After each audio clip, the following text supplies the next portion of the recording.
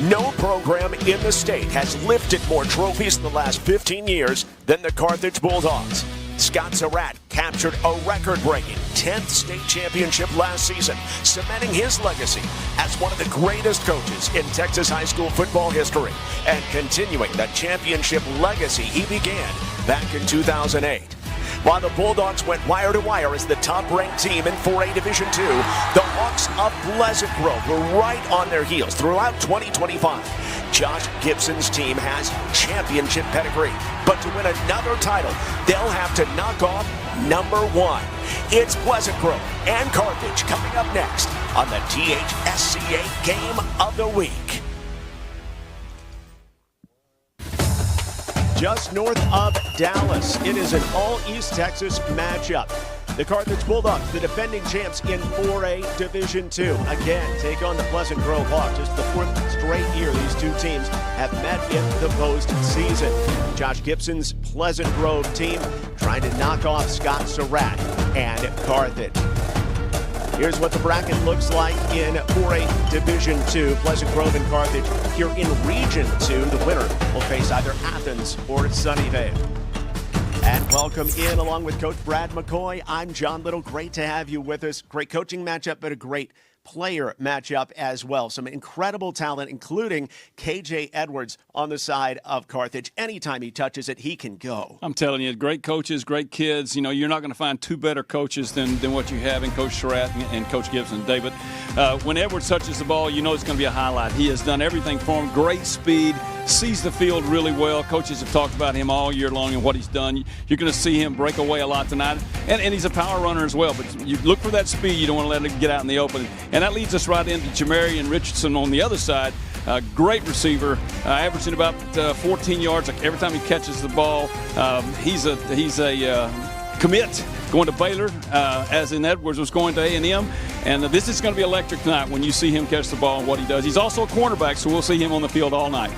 This game was undecided right into the fourth quarter last year. A real defensive battle. Will it be Carthage again breaking through, or will PG finally get it done? We'll find out.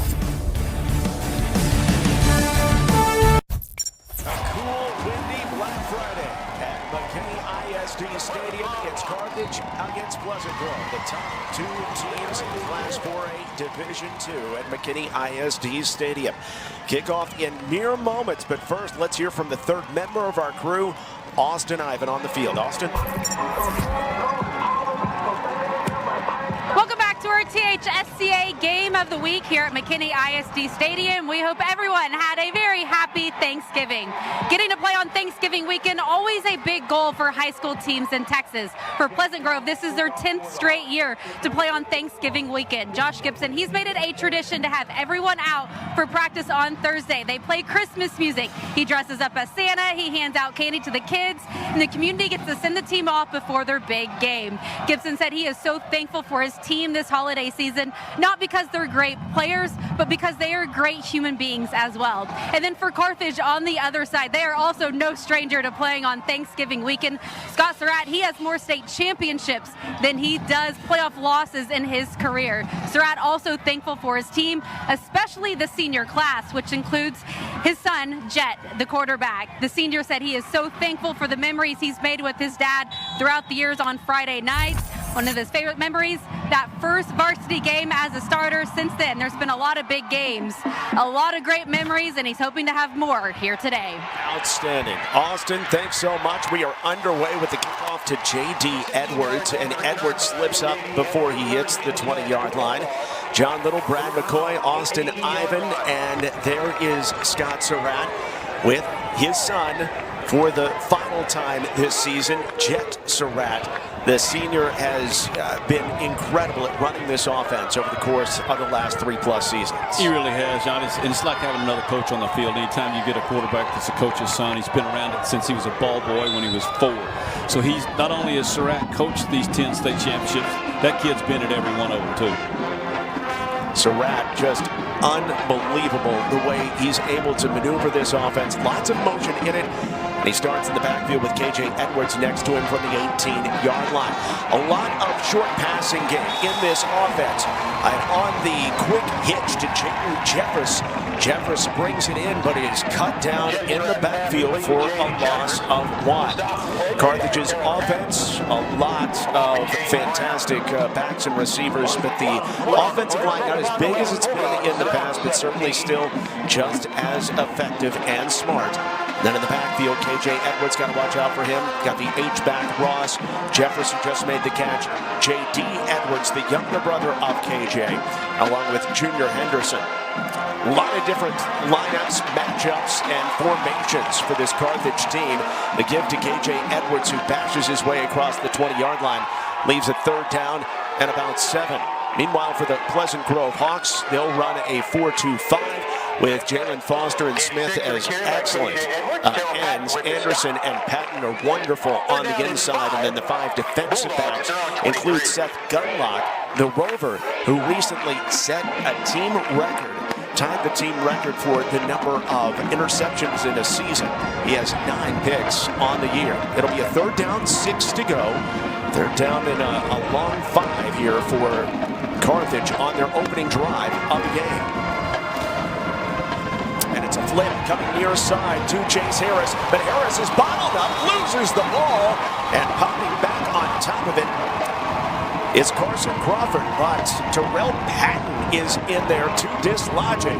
Patton forcing the fumble and also stopping the Carthage drive. So Patton did a great job. And also, if you've seen the 2 of the first 4 plays, Jamarian Richardson has made a big impact on that left side. Both times came up and stopped a little quick pass screen in the first play, and on 3rd down, he's back in the play too. So you're going to see him, like we talked, in the open on both sides of the ball. And they got him in the 4th situation here.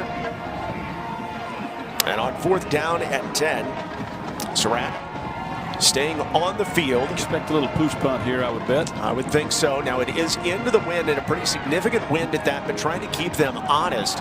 And with the wind cutting 15 to 25 miles an hour, right to left across the field, the punt is only able to make it out to the 45-yard line. Still a fairly effective punt of about 27, 28 yards by Surratt. Meanwhile, for Pleasant Grove, they also have a coach's son at quarterback, and Colt Yancey. He was at Whitewright with his dad, but moved out to Pleasant Grove in the offseason.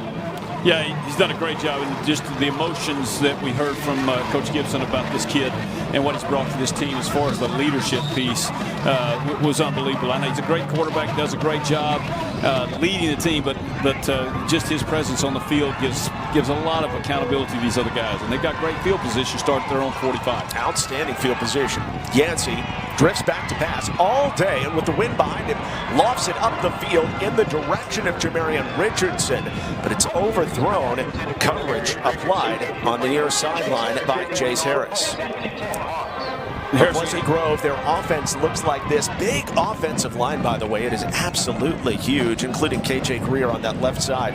He's 330 pounds. Nick Bell's almost at 1,000 yards for the season. Richardson, Fincher, Browning, and Wright, all great receivers for Colt Yancey. Yeah, Coach talked about Greer being the bell cow here at 320, committed to playing college, and we're going to watch him all night. They're going to stay behind him on that left side. Here comes a blitz. No flag yet. We'll see if it comes down as it's lofted up the field and incomplete. Intended for Spencer Browning. Was in the hands of Trey Gant down the field. Incomplete and evidently just a well-timed blitz there by Carthage. He timed it perfectly. Looked like he's a little offsides. Colt didn't have a chance to do much. He became a 19, became a defensive back instead of a receiver there. Ethan Portley was the one to come on the blitz from the middle linebacker spot. He's been filling in for Quebec at middle linebacker. So it's 3rd down and 10. Defense has ruled today so far. Yancey to put it in the air again. Instead, a quarterback draw. Has a block and a 1st down. An 11-yard pickup down to the 34-yard line before he's turned away by Carson Crawford and Quebec. Yeah, Colt did a great job there. I think that's a called quarterback. Is it just a delay? Got those linebackers bailing out. Did a great job. Big kid, great runner. Hold on to the football. 1st down. Nick Bell's picking up that extra block right there at the end. Quebec is starting. They were worried about his hamstring. You see him out there at left defensive end. And a handoff on first down from the 34-yard line to Nick Bells, who spilled down to the 30-yard line. A gain of 4 on first down. And here's the defense for Carthage. Always Stout, Smith, and Beck at the defensive end spots. Owens and Kindle on the inside. Linebackers are very good, especially Carson Crawford, a Colorado commit, a 4-star recruit. Gant and Lewis on the edges. Williams and J.D. Edwards, the sophomore free safety, at those safety positions. 2nd and 6, finally moving the ball a little bit. Had 2 long passes on that first series, but now they're moving the ball. Yancey again offers it to Nick Bells, and Bells able to surge inside the 25 and pick up first down yardage. Another 7-yard pickup for Nick Bells as he bears in closer on 1,000 yards for the season. Great talent here. Watch Bells with this move right here. It's just a quick step. A lot of backs can't do that. Full speed, sideways, 2 steps, picks up 5 yards. Colt Yancey brings a clear leadership presence on the team for Pleasant Grove.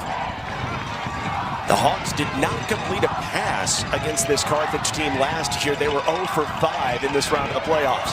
And instead on the zone read, he takes it right up the gut. Yancey's been running a little bit more the last couple weeks. Last week, he ran 5 times for 69 yards. Tyler Williams takes him down here. Again, another called quarterback keeper right there. Fake the jet sweep. Yancey puts his shoulder down, and there's already some chippiness out there. These guys know themselves very well. There's a great competition going on already. Well, remember, it's the 4th straight year that these teams have met in this round of the playoffs. Yeah, this region is so tough with both these teams and a couple others. You got Brock, you got Graham. 2nd down and 2. Little stutter stepping move and a spin for Nick Bells as he's able to pick up the first down on his own. Down to the 11-yard line before being turned away by Quebec, but still, it's enough to pick up the first. Yeah, you're going to see 2 different spin moves on your John Madden game right here. There's one, there's another. We talked about it in the pregame with Coach, and he talked about the power this kid has at his size, but man, just some of the shiftiness in the hole. He's made somebody miss every time. A free tackler. Back with 15 yards on the ground so far, and he crosses 1,000 for the season and becomes PG's first 1,000-yard rusher since Jalen Bordley in 2021. 1st and 10 from the 11. They can pick up a first without scoring a touchdown, but on the handoff to Nick Bells, Caleb Smith comes from his defensive end spot and hunts down Bells, takes it down to the backfield for a loss. Trying to get a little guard pulling out there, and it's just too much for him. He did a great job there. Couldn't quite get there in time. Smith, the 6'1", 230-pound junior. A great bookend defensive end right across from the 4-star Quebec. Caleb Smith with 10 tackles for loss this season for Carthage. Carthage surrendering 17 points a game. Pleasant Grove, their great offense. And again, it's a quarterback draw on 2nd and 14. This time, Carthage is wise to it. Ethan Portley cuts out the feet. Carson Crawford helps out as well. The loss yardage almost attained. It'll be 3rd down and a long 10. Yeah, you can see kind of the game plan right now. Yancey hasn't been a huge runner throughout the year, but they're going to have to rely on his feet right here. Yancey at 6'3", 220. His dad, Blake, was a quarterback at Tulsa and Sam Houston, so he's got that great pedigree. They're unleashing the wheels in this one. 3rd and 11 from the 12. Yancey sees pressure, drifts back, off his back, foot toward the back corner of the end zone, and it is dropped. Put it in a nice spot in the corner of the end zone for Landon Fincher, but worried about his feet, was not able to pull it down. It's 4th down. Yeah, great throw. He's had a guy in his face, had to throw it probably a little higher than he wanted to, put more air under this just because of the great pressure that's there. So close. And again, got to get that foot in, looking at both of them. Got to catch the ball first, though. wind behind that throw as well. Pushing it to this north side end zone. And on to try for the kick is Silas Yao. And Yao on the chip shot field goal is able to split the uprights right down the heart. And Pleasant Grove takes the early lead in McKinney. This battle of 4A Division II powers. The regional semifinals of Region 2.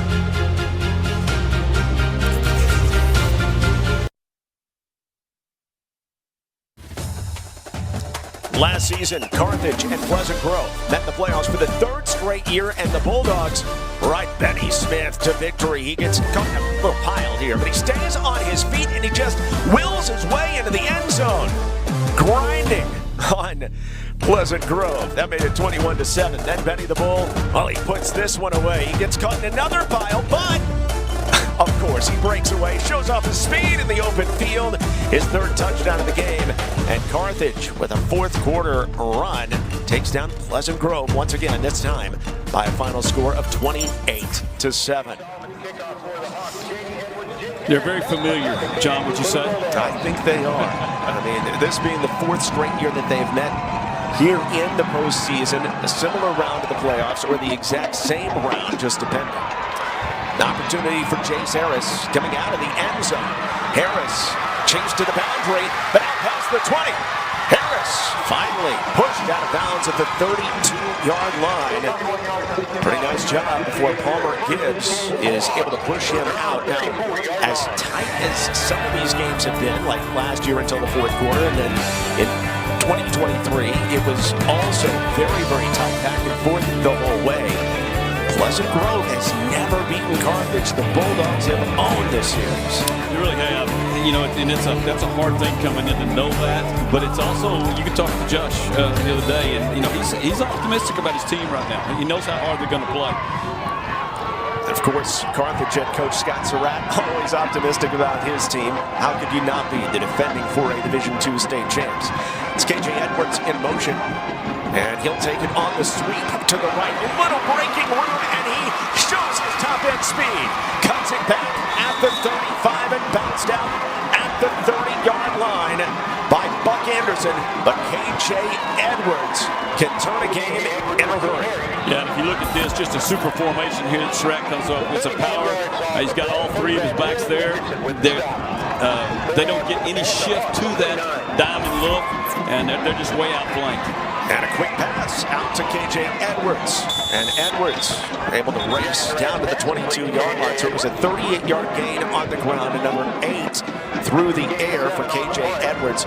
And Carthage does a great job of spreading the ball around in this offense and getting the ball to KJ Edwards in different spaces on the field. They do, and if you notice what Surratt's really famous for is that they have a big play, and then it's the speed game. The next play, I mean, they're going to come at you really fast, and they're not going to huddle.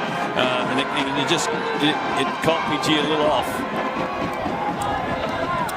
A 10-play, 33-yard grinding drive for Pleasant Grove. Now a couple big plays for Carthage. And on 2nd and 3 from the 22, here's the inside handoff to the man we were just talking about, Benny the Bull. He's so tough to bring down. Benny Smith, the senior physical downhill runner, picks up the first down. It was funny talking to Coach. He was talking Benny the Bull, Benny the Boat, Benny the Beast. He was just coming with all the words he could come up with in his description of that kid. It's just hard to bring down. And the top end speed is really there as well when he gets the breakaway. Pretty nice gain by Benny Smith. You look up and he's been able to carry you all the way down for an 8-yard pickup to the 14-yard line as Carthage is in the red zone for the first time. The deep back is Edwards. Kate Ross as the fullback here. Single receiver to the top of your screen, Henderson. But right up the gut, dancing through traffic, KJ Edwards hit hard by Terrell Patton, who had a forced fumble on the opening drive, but that's a 5-yard gain for KJ Edwards down to the 9. Yeah, he's doing a great job, and I know that he's one of the top 5 running backs in the state, committed to A&M. Again, same thing, big, strong, great speed, shifty moves in the hole. I don't know if you noticed, but Surratt changed that play a while ago, so he's getting a lot of freedom from his dad to check. He's probably got a package of 2 or 3 plays, but he's calling most of those on the field right now, it looks like. No, he's absolutely in control out there, Jet Surratt. And Surratt keeps it himself. Surratt maybe a miscommunication between he and KJ Edwards as far as who was going to keep it. Surratt, no gain. It'll be third down. Strategists, we'll talk about it. These two quarterbacks won tonight are tremendous leaders, coaches, kids. One of the things about Jed is, that I guess most people know, but he's a tremendous golfer. In fact, will probably go to college on a golf scholarship even before he goes in football. But, I think when he was 14, he broke a course record there, shot a 60. I don't know anybody around here that shoots 60. So he's kind of understands what the next play is supposed to look like. Just an incredible mental will as well. So on third down 5, Surratt gets rid of it out to the sideline, and it's incomplete. There is a flag down, and Junior Henderson able to bring it in, but not before he was out of bounds. Jamarion Richardson was on that side, and it's going to be an offensive pass interference. Yeah, he's going to run a little out route. Looks like he pushed off a little bit just to give him a little room. Great call by the officials. That's one that you don't see called as much. Now, would you accept it, or would you push him back? I'm going to push him back on this kind of a drive the way they got now. I'm going to get all the yards I can.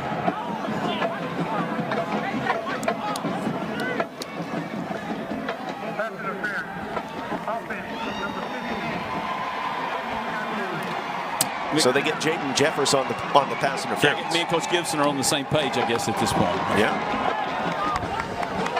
Let's take a look at this pick play. Right there. You got to turn your body. Third down and 20.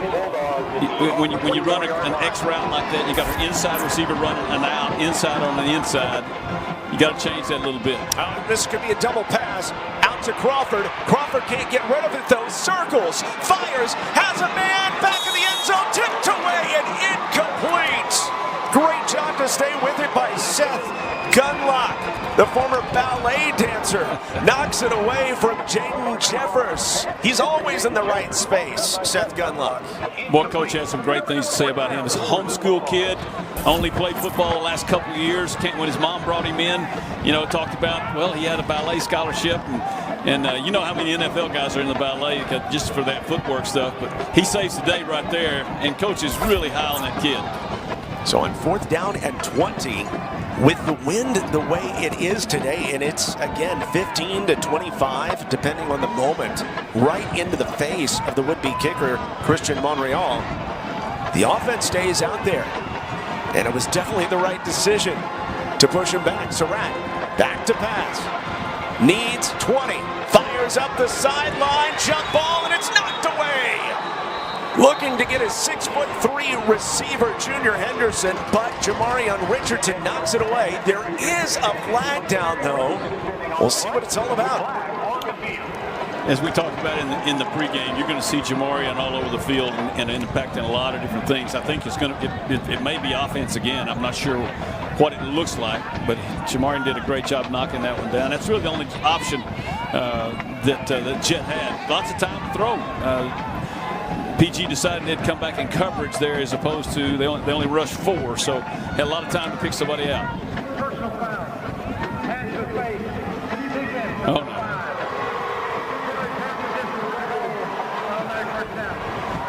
Well, that's a big break for the Carthage Bulldogs. Josh is not happy about that. He thought there was holding before that. So, man, that's a big break. It gives a big first down. Hands to the face is the call on Keedred Smith, the young defensive end.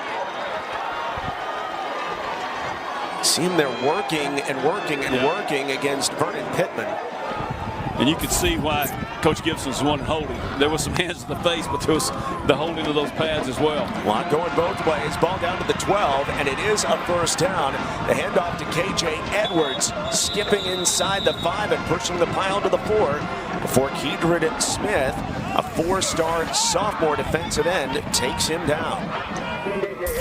And there's Gunlock down in there again, right in the middle of all that. Brings himself down, gets a leg, and doesn't let go. I think we're going to like watching that kid play tonight. I think so. He's only about 5'7", $160, maybe. Yeah, smallest kid on the field, I'm pretty sure. But he gets the job done in so many ways. Little unusual now, under center.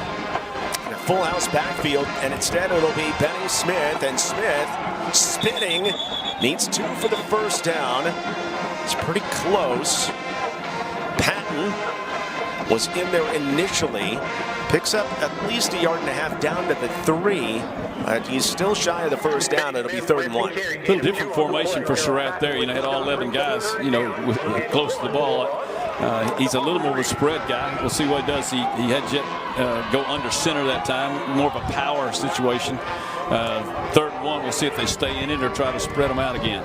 Rapidly expiring first quarter. First drive for Carthage was a 3 and out.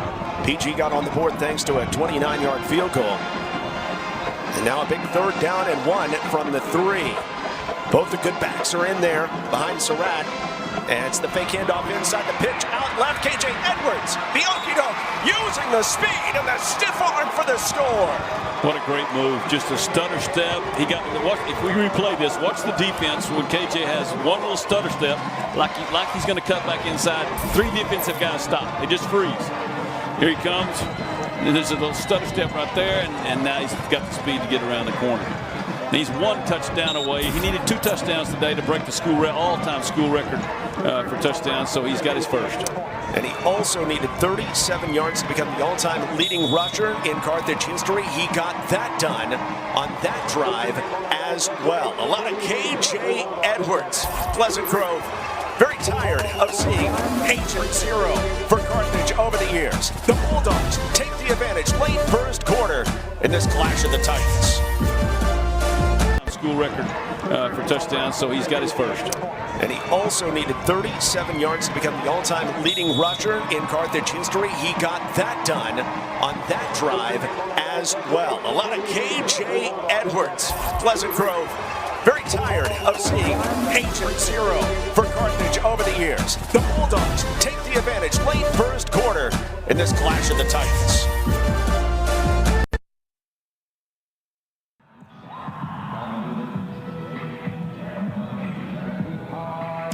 Carthage takes the lead 7-3. The Bulldogs, they have a 2-headed monster with their running backs, KJ Edwards and Benny Smith. Many call them thunder and lightning because they're 2 completely different backs, but they complement each other so well. Coach Surratt said there is no competition at all between them. They are rooting for each other's success, and they both know they're going to get their touches. Last week it was Benny the Bull. His first touch, he went over 50 yards. He also had 2 receiving touchdowns. This week it's already been KJ Edwards. He got that first touchdown of the game. You guys talked about it, how he broke the school record, all-time leading rusher, passing Keontae Ingram, who's now with the Kansas City Chiefs. Guys, watching them on the sidelines, I saw them interacting after that first possession. They really are supporting each other. They're talking with each other. They really have a special relationship. Yeah, they really do, and I know there's a big game this afternoon in Austin, but somewhere there's a Texas A&M coach watching that and getting pretty excited about it. No doubt about it. And with the awkward wind here, the ball is brought in at the 40-yard line. Good idea there by Carthage to go with a short pooch, maybe try to gain a possession back, but for some reason it was blown dead. Obviously the officials thought that Patton had called for a fair catch, or somebody on the field had called for a fair catch. Member of the receiving team had called for a fair catch. So you're going to see a lot of these dudes on Saturday, Coach. You got KJ Edwards, Quebec, and Carson Crawford on the side of Carthage, and then Jamarian Richardson. He's going to head to Bailey. Yeah, he is. There's a great story about that. We have a little time to talk about that. Just the kind of kid that he is. So from the 40-yard line, after leading a field goal drive the first time, Colt Yancey cannot get free of Carthage's Jace Harris. The strong side linebacker makes his first sack of the year. Yeah, just miss a block here. They had it accounted for. Just don't make the block, and the quarterback has he has nothing to do there. There's no options. He's planning on the guy making the block. It's drawn up the way it's supposed to, and just missed. So Carthage takes advantage of a big penalty on Pleasant Grove to get on the board, and then comes up with a huge sack as well. We head to the second quarter on a windy day in McKinney. Carthage, Pleasant Grove, number 4. We'll see how this goes tonight. Early on, it's Carthage.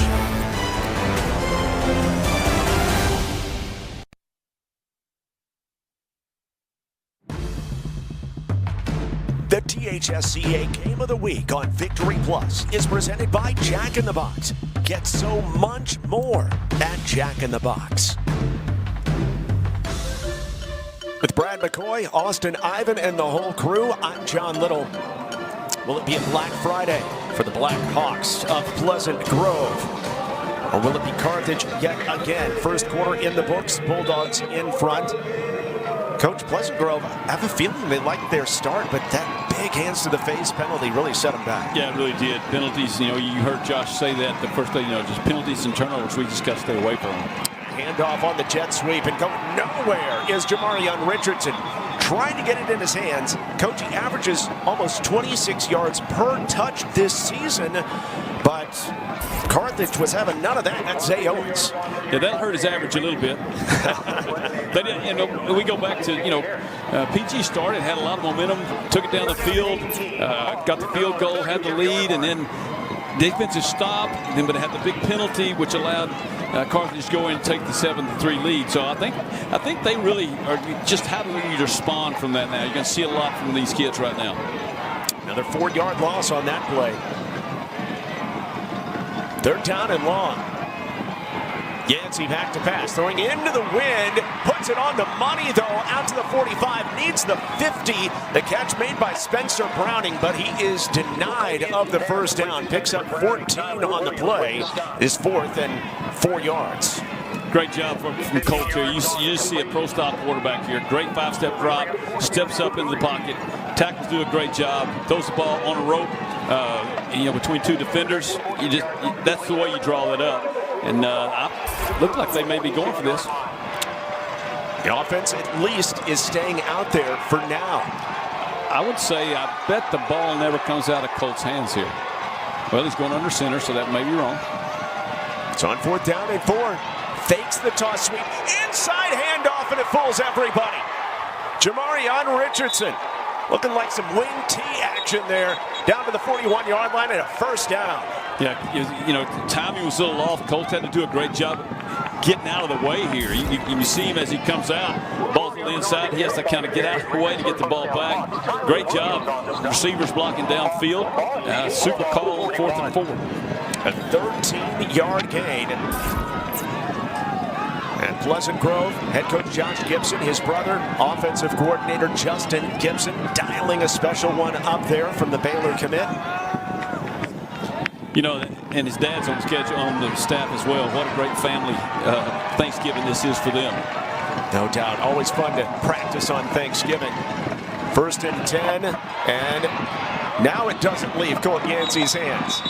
Yancey able to gain about 3 on the play, but Carthage's defense always tackling as a unit. Andre Kendall and Carson Crawford in there. Yeah, Coach Surratt had a little talk to him at the end of the first quarter, going, hey, look, nobody's hurting us that bad on the run except the quarterback, so we've got to do a better job.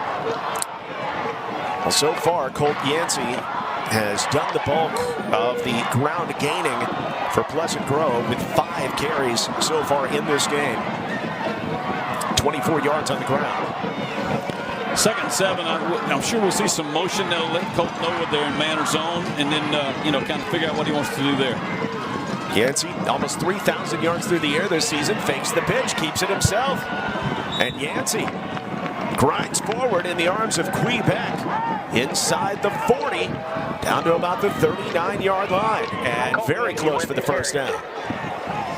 And let's take a look at the impact players on this side of the ball. And there are so many in this outstanding matchup of number 1 versus number 2. On the Pleasant Grove side, the running back Nick Bell's. On the Carthage side, Quebec, the defensive end, so good. Yeah, Bells is one of the fastest guys in the state. Runs a 10-800 meter. So if he gets in the clear, you better watch it. And another run. First down and more. It breaks open for Colt Yancey. Off to the races. He houses it. Pleasant Grove in front. Colt Yancey. You need a touchdown? Why not get on your Colts? It's game plan tonight. You kind of seen it. You've been saying it a while ago. He's the main ball carrier for him, but Bells does a great job getting out, getting away. Yancey's got good speed once he gets out. They're doing a great job. They're going to have to rely on his legs tonight, and that's exactly what they've done these first quarter and a half. 39-yard touchdown romp for Colt Yancey. You know, what a great situation. You know, he's a coach's kid, coach on the sideline. You know, to hear Josh Gibson talk, it was he's like his own kid as well. But man, when you see something like that opening up and kids blocking downfield, you see Bell's in there in the middle, and he's just throwing what part of his little body that he can, and then just great speed and carries the guy into the end zone. To me, that's what they had to do right there to get back in the game. Man, 39-yard touchdown run by Colt Yancey. It's his first of the season. Now, there was a flag. This is on the extra point. Personal foul. Hands to the face. Defense, number 2.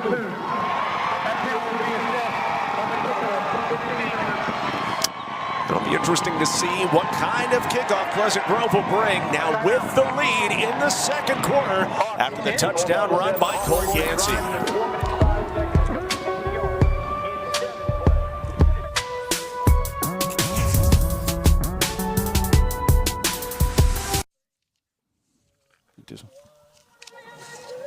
We got a good one going in McKinney. So far, 8:20 left in the second quarter. Back and forth, our third lead change. Pleasant Grove Hawks were excited about their first state title appearance. How about the black backflip by Xavier Benson? First play of the game, it is Ben Harmon to a wide-open T.J. Cole back in 2017. And 75 yards later, the Hawks had shocked West Orange Stark winners of 40 straight. Late in the fourth, Mustangs trying to come back, but Mr. Backflip himself, Xavier Benson, puts a nail in the coffin with a pick six. Josh Gibson and the Pleasant Grove Hawks ending West Orange Stark's 40-game win streak and putting everybody on notice. 41-21 victory. Coach, were you on the call that day? I think I remember you, right? I was. It was a fun day, very exciting game. You know, West Orange, you know, like I say, 40 straight. They weren't expecting that. And Josh had his team ready to play. So that's when I started watching Josh Gibson and the super coach and motivator and relational. He's one of the most relational coaches that I've ever been around. He loves these kids, and these kids love him. Not to say that Surratt doesn't, but I'm telling you, Josh has something special about him, what he wants to get and what he wants to give kids. All right, with the field position, they're going to try an onside kick. Remember, it's got to go 10. That did not go 10. Let's go down to the sideline and check in with Austin Ivan. Yeah, guys, hey, after that score for Carthage, defensive coordinator Jonathan Darby got this defense together and he said, hey guys, there's a lot of positives on that last drive. Carthage, an elite offense, they're going to score, but it's how we respond. That's what's most important. Let's build on the positives. Forget about the penalty and move on. Colt Yancey and the offense, they certainly responded. Now it's time for the defense to do the same. Coach Darby said, hey, don't forget that first series, 3 and out. Let's do the same thing right here. Yeah, Coach Darby talked to him earlier today. We go back to our days at Southwestern Oklahoma State in Weatherford, Oklahoma, and he said that's the biggest thing. We've just got to stay. When they punch us, we got to punch back. Right, which is exactly what PG just did, what they had to do. And it's interesting, you know, that with a little bit of a change and a wrinkle with the quarterback carry, you mentioned it's his first touchdown of the year. I don't think that's something that Surratt and Carthage were ready for. Surratt off schedule, dumps it underneath and hits Bryston Price. Price with 3. Good job by Jonathan Darby's troops to rally to the football. Second down, 7. It's always a game of momentum and answers. As we can see, this is going to be, at least so far, it's been an offensive dominant. They're going to score it on every punt. I guess they've had one punt into the win. But offenses are going to rule because we got some special people out there. We got it spread pretty wide open now. See where we're going to go with this one. Carthage, an 8-play, 68-yard drive for a score last time. It was KJ Edwards finishing it off. Edwards gets the handoff here. Patient running, but can't break free. Good job to stand the ground, and then Buck Anderson grabs him around the waist and just will not let go. Well, there's some big bodies up front. If you look at this and you know you're watching a high school game, you'd think, man, this is a small college game with those size of those defensive and offensive linemen doing a great job. And that's where we're seeing a lot of the games right now is in the trenches. You see the motions, you see the pulls. The first couple of times in the first part of the game, the pulls didn't make it. The guards couldn't get there. So a lot more base blocking right now. Third down and 4 for the Carthage offense. Going with this tight, heavy set. Motion and the handoff to the tight end, Jeffers.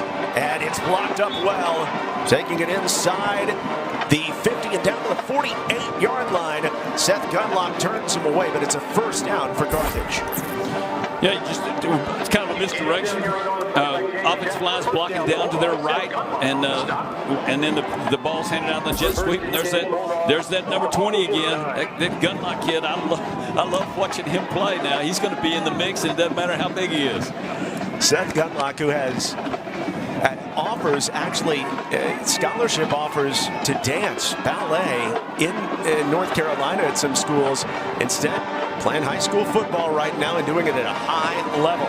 Play action for Surratt. He's got the wind behind him, but he's hit from behind. He fumbles the football. It is picked up by Patton. Terrell Patton returning inside the 20 before he's tracked down by K.J. Edwards. The hit applied by Jalen Foster. 13 and a half sacks this season for Foster, and an enormous break for the Pleasant Grove Hawks defense. Huge momentum right here. Jet just didn't do a good job. He feels the pressure he's getting out, but he has the ball down low in one hand. That's just a tough break. Defense makes a huge play. What a momentum shift here early in this game. Jalen Foster with his 5th forced fumble. Terrell Patton, a prospect at an inside linebacker spot for the next level with his 2nd fumble recovery of the season. This Pleasant Grove Hawks defense has been opportunistic. They have forced 30 turnovers this season. And inside the red zone, Yancey in the offense again. It's number 16 driving his way down to the 14-yard line for a gain of 4.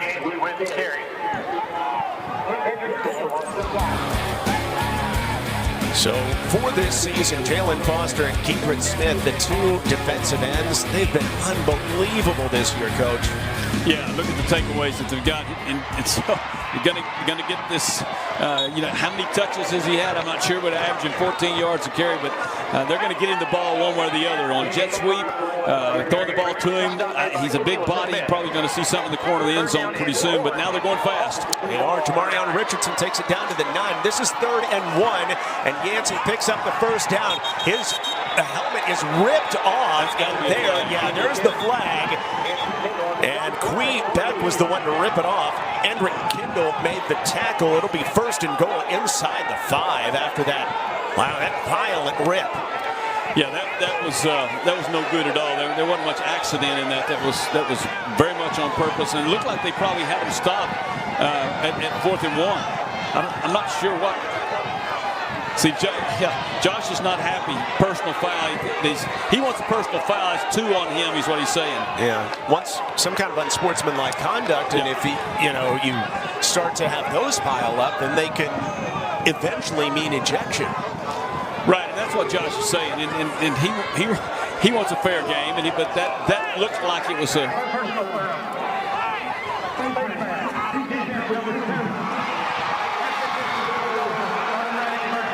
No, he was wanting more than a face mask. As you see here, everybody's playing hard, but he's down. I mean, that's just too much of it. It was on Crawford.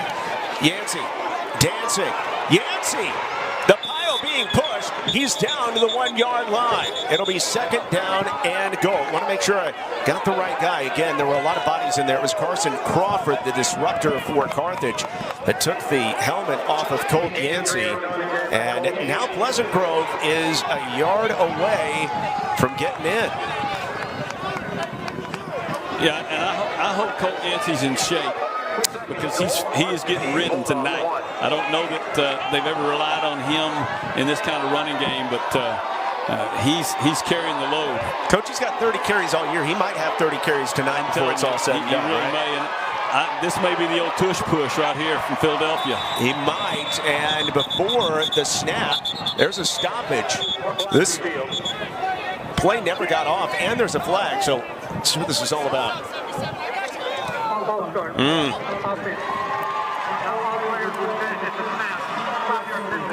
Coach, what's the rule there? How long do they have to be set? Got to be set 2 seconds. They just got to this line of scrimmage, hands down. He ran the play really fast. So everybody, all 11, have to be set a full second to get out of there, and you can see they're still moving. Some of them aren't even down in their stance yet. So, again, I go back to fatigue factor. Look at his hands on his hips. He hadn't had to play like this. A little fatigue factor, went a little fast there.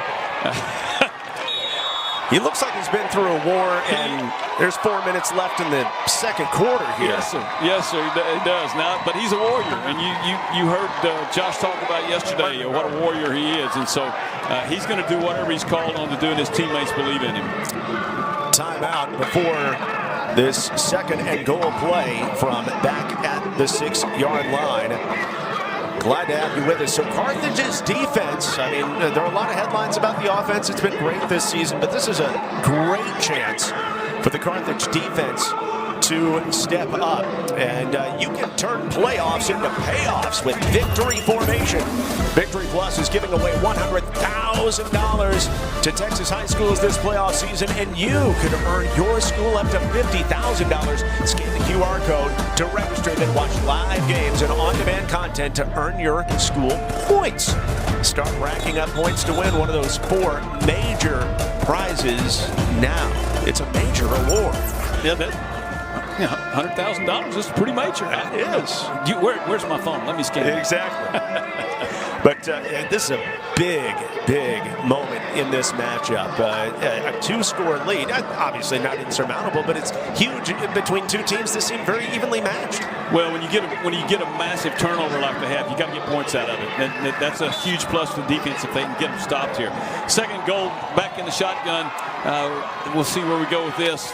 Yancey has Richardson in motion, instead hands off inside Bells, it blows open, and he finishes into the end zone past J.D. Edwards. A 6-yard touchdown run by Nick Bells, number 15 of the season, and Pleasant Grove is up by 2 scores. Man, that was an explosion. Big hole up front.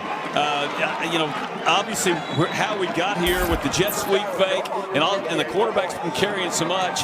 There were a lot of eyes on 16 and not enough eyes on Bell. Great job up front. Desmond Hutchinson with a big block there, Coach, kind of kicking things out. Yeah, when you got a big body like that, you can. But it was set up really well by the whole series. How much Colt was carrying the ball. So that was a great play call there. Pleasant Grove, an 18-yard touchdown drive after the strip sack by defensive end Jalen Foster and Terrell Patton's fumble recovery. So Pleasant Grove, just where exactly is PG? Well, it's right there, the Texarkana area with an enrollment of 754. In District 7 for AD2, with 11 district championships to their name and state championships, 2 of them. They came in 2017 and 2019. Also a runner-up finish in 2018, all under Josh Gibson, who's been the head coach. They are at PG since 2014. They're almost in Arkansas out there. Almost, but not quite. Well, they've done a great job. Coming a long way. I've watched them play for 15 years, and especially the 12 since Josh has been there, and just developing a community that loves this game, loves the sport, and the support they get. The facilities they've built there are unbelievable. So just putting a lot of pride into their program, and that's showing the way these kids are playing right now. No doubt about it. They love this team as well this year. They think just overall, it's a really well-built team. They're better on the offensive side. They're more balanced than they've been in years past. And then on the defensive side, they've got one of the most dominant defenses statistically in 4A Division II. Kickoff into the wind, and a very dangerous man is bringing it out in Chase Harris. Harris eludes defenders. Harris tracked down from behind at the 29-yard line by by Griffin Gibbs, the junior strong safety. And now Carthage, with 3:46 left in the second quarter, down by 10, has the football. Now, a little bit more on Carthage, where the Bulldogs, well, they're just a little bit south. Right down there along I-30 in Panola County. Enrollment of 788. District 84A D2. 35 district championships and 10 state titles. 10 state titles, all under Scott Surratt. Yeah, what a great job that he's done, and you know, with again, they're another school that's got great kids, have both built into a community, super facilities there that they've gotten. So, man, you won't find two towns anywhere in Texas that are more into their program and willing to put their money in it and build facilities as these kids are going to be great in. Jet Surratt, who led his team to a state championship a season ago, he's not going to be rattled by being down by 10. Off the full twirl, he hits J.D. Edwards right in his hands. The sophomore unable to bring it in along the sideline. Got to shake that one off at second down. A great protection there. You know, Jet may have fired that one a little quick. The pressure, the last time he was out, he fumbled, had the big turnover, so he wanted to get rid of the ball there very fast. But what a smart kid, though. Oh, my goodness. 68% through the air this season. Surratt runs the offense to perfection. Like you said, a coach on the field. He's been in those coaches' meetings since he was probably 3 or 4, but fumbles the snap, picks it back up. Smart play to just throw it away in the direction of a wide receiver, Junior Henderson. They got a flag on the play, but it's not a grounding. I'm not sure what is in the middle of the field. The umpire threw it. Maybe a holding.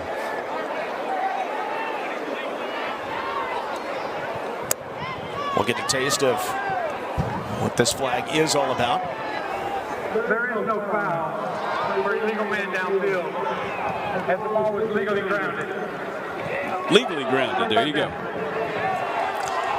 You know, it looks like the PG defense has Jet a little bit, you know, on edge. I wouldn't say he's got him doing anything wrong. He's just on edge. He looked very comfortable the first quarter. You know, he had a package. He was calling the audible. He was running, and now it looks like he's just a little bit on edge. Of course, they got him from behind, had the big fumble, but I'm sure that Scott's trying to talk him off the ledge, gather him back in. We'll see the leadership come back on that piece now. So we've got a timeout, maybe even more to kind of get this settled down and get back in the rhythm that they want to be in. So for Carthage, the Bulldogs 12-0 on the season. Pleasant Grove 11-1 on the year.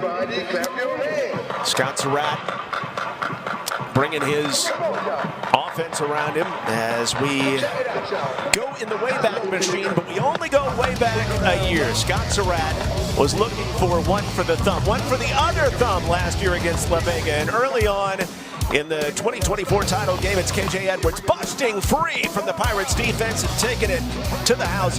86 yards, Carthage up 14-7. Then it's Jet Surratt putting this one on ice. His second touchdown pass of the game to Junior Henderson. And the Surratt celebrate. Scott wins his record-breaking 10th state championship as a head coach. The first with his son Jet as the starting quarterback, with the victory over La Vega. And Scott Surratt passing Gordon Wood. Look at those names on there. Tim Buchanan, G.A. Moore, and Todd Dodge. Wow. Yeah, that's a list of who's who high school coaches in the state of Texas right there, and he's right at the top of it. And longevity, you know, 15 years, or now it's 18 years is something, but to do 10 in 18 years, that is a ton. Surratt's back to pass. This is 3rd down 10. Nice release. Coming up the sideline, Cade Ross, the fullback, makes the catch and is able to pick up enough to get out to the 38-yard line. Almost moved the chains. It's very close. It'll be 4th down and 1 here. Going quick. This is a big play. Pitch out. KJ Edwards has the first down. 45. Hit. And looked like the ball came out. Did it come out? I think it did. And we'll see if it was down by contact or not at the 46-yard line. They're calling him down. Yeah, they sure are. But umpire's going, Mr. Whitehat, I really need to talk to you. I think it's possible this ball came free, just with the way the bodies looked at the time. There were too many of them they were looking at. We can get a little replay here. Still up, still up. Yeah, it's bang bang as to whether the ball came out before his backside hit the ground or not, but there's no replay. And Edwards going to get a chance. KJ Edwards racing on the screen down to the 44-yard line. Seth Gunlock in on the tackle. Pleasant Grove can strike in a hurry. I would say the response is going really well, really quick. This is just a wide sweep. get the ball to KJ just on a little dump pass to the left flat. And then it's the handoff. They're going quick, just like you said Coach Surratt loves to do. Another 12-yard gain down to the 32. Yeah, once you get them on your heels, keep them on their heels, and so we'll see that gets the big first down. Now we'll slow it down a little bit. Give Jett a couple of plays in this package to see what he wants to do here. 2-minute timeout coming. Double slots. Surratt's going to wait until the 2-minute timeout. That was a new formation. You got double slot twins. Just to kind of see how PG was going to react to them there. So timeout just for the 2-minute timeout. And so Pleasant Grove taking the 10-point lead, but Carthage trying to strike before the break. Don't go anywhere.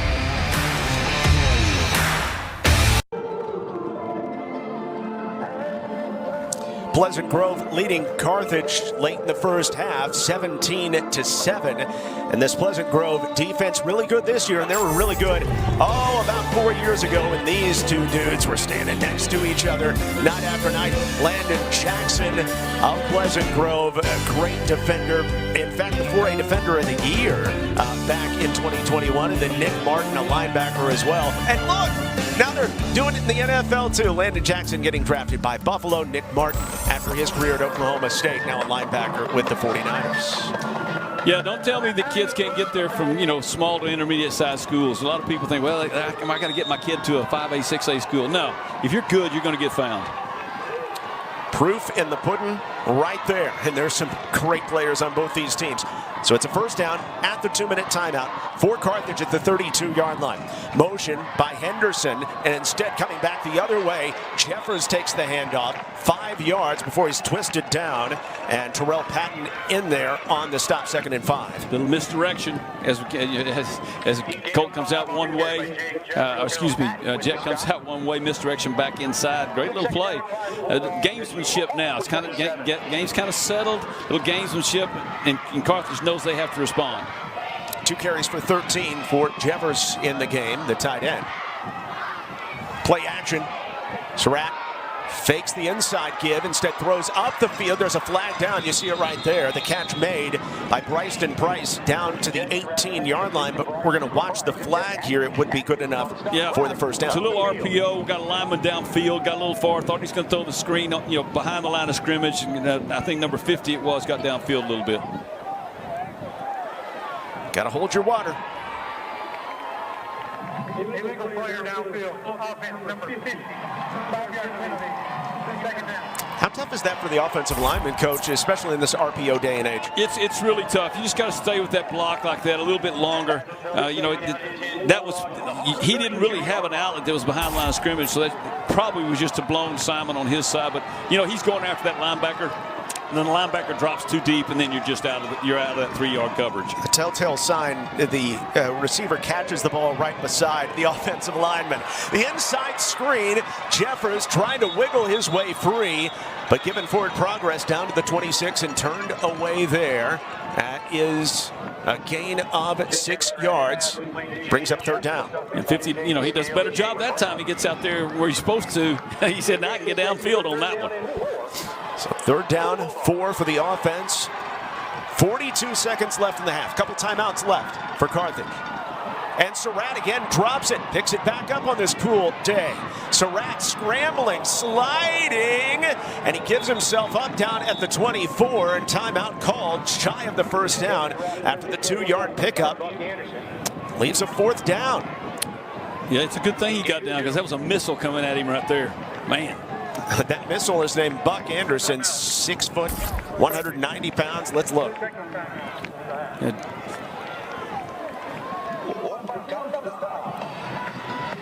Yeah, that was fixed to be a collision. So smart play by Jett. Again, he's just a little out of sync right now. That's about the 2nd or 3rd, snap that he's dropped. I don't know if the timing is off with his center. He's obviously looking downfield, trying to, I think Coach Surratt has a package, and so when a play comes in, he's got a run-pass option. He's trying to get them in the right formation according to what the defense is doing. And it looks to me like, he was still trying to decide there, what he wanted to do with that as the coach on the field. And the snap's a little fast. He wasn't quite having his eyes on it. Big fourth down here for the Carthage Bulldogs. They have been able to pick up a fourth down in this game. They had a couple of big fourth down conversions last year in the 4A Division II regional semifinals against Pleasant Grove. Ended up being a 28-7 win, kept drives alive, and eventually were able to make their way past Pleasant Grove. Well, if I'm the defensive coordinator, I'm finding 0, because I think number 0 is going to have the ball in his hand somewhere right here. So they're thinking about KJ Edwards off to the right of Surratt. Motion before the play. Now a covey of 4 receivers to the left side. Surratt unleashes it down the field, and on the corner route, it's overthrown, intended for J.D. Edwards. Edwards had broken open, but Surratt misfires. It's a turnover on downs, and another win for the Pleasant Grove Hawks Black Hawk defense. Man, they did it. Surratt decided, hey, we got to play. We're going to go for it, and it was open. Just a little bit of an overthrow there, and he had the time. And if you looked at KJ, he was covered twice. I mean, when he broke to the inside of that, it looked like a little inside screen maneuver. He got covered, and that one did just a miss. Again, just a little bit antsy in the pocket. But what a great defensive stand and momentum swift change for PG. Now see what they can do. Pleasant Grove has never beaten their rivals. Carthage, the Bulldogs have been #1 in 4A Division II all season, according to the pollsters at Texas Football. And Pleasant Grove looking for their first ever victory over the 10-time state champion Carthage Bulldogs. Will be up by 10 at the break, and look at the reaction from the Hawks faithful and from the team as they head to the locker room in McKinney. Yeah, if you'd have told the faithful and bleachers or the coaching staff, hey, would y'all take a 17-7 lead over Carthage at the half? You're going to have 100% people going, we'll take that. And so they played a great half. Momentum change was really big. Huge turnover, huge fumble that got the 7-point lead. Josh Gibson is with our Austin Ivan. Coach, a big fourth down stop. How's your defense getting it done against a high-powered offense like Carthage? And they've been doing it all year. We just played such good defense. Played Kilgore, held them to 1 touchdown. They're balling right now. We got 24 more minutes. It's halftime. We're in a good spot right now, but we got a lot of football left to play. Hey, you just said 24 more minutes. What is the message in the locker room? Every second, man. Every second. Keep grinding together. Keep playing together, and go chase the dream. Let's go get it. Thanks, Coach. Good luck. Coach Josh Gibson, he'll break down on you. He's an emotional guy in the best way possible, and he's got his guys playing top-notch football. Right in the back of Colt Yancey. Pleasant Grove on top of the #1 team, Carthage, 17-7 at the break. Well, a little early for ring season, but that's what PG is thinking. Welcome into the THSCA Game of the Week halftime show presented by Dick's Sporting Goods. Dick's Sporting Goods, 'tis the season for gridiron glory. And at the half, it is Pleasant Grove up by 10, 17-7 on Carthage. One of the best rivalries in East Texas, and right now it's going PG's way. Great to have you back with us, along with Coach Brad McCoy. I'm John Liddle. And so it's time to take a look at the spotlight of what is been the best part of this first half. And our Dick's Spotlight is going to go to this Pleasant Grove defense, who is coming up huge against the multi-talented offense of Carthage. I'll tell you what, we build it as an offensive game, and there's still offensive firepower on the field, but the 2 big turnovers that PG has caused, it really are the difference in the game right now. They've had 2 fourth-down stops and 2 big turnovers. So I'm telling you, the defense of PG has taken over the game right now and has changed the momentum. 7 points in the first half is all that Carthage could muster. A big strip sack as well for Pleasant Grove in that first half. 42 sacks this season for that Pleasant Grove defense. Coming up next, we cross the Metroplex to Euless Trinity, where the Trojans have become the official team of the Tongan people, and one is a blue-chip offensive lineman who's used the loss of a loved one to help fuel his rise to the top.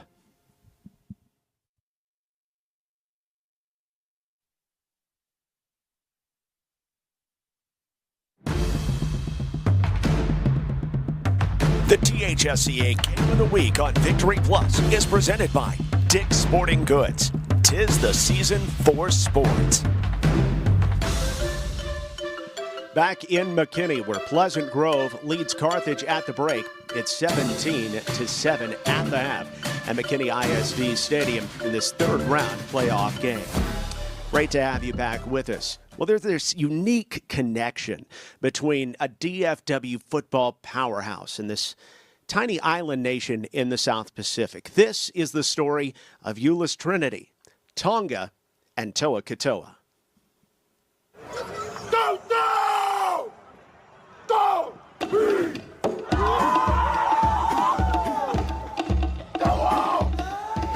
The Sipitao is a unifying challenge and a call.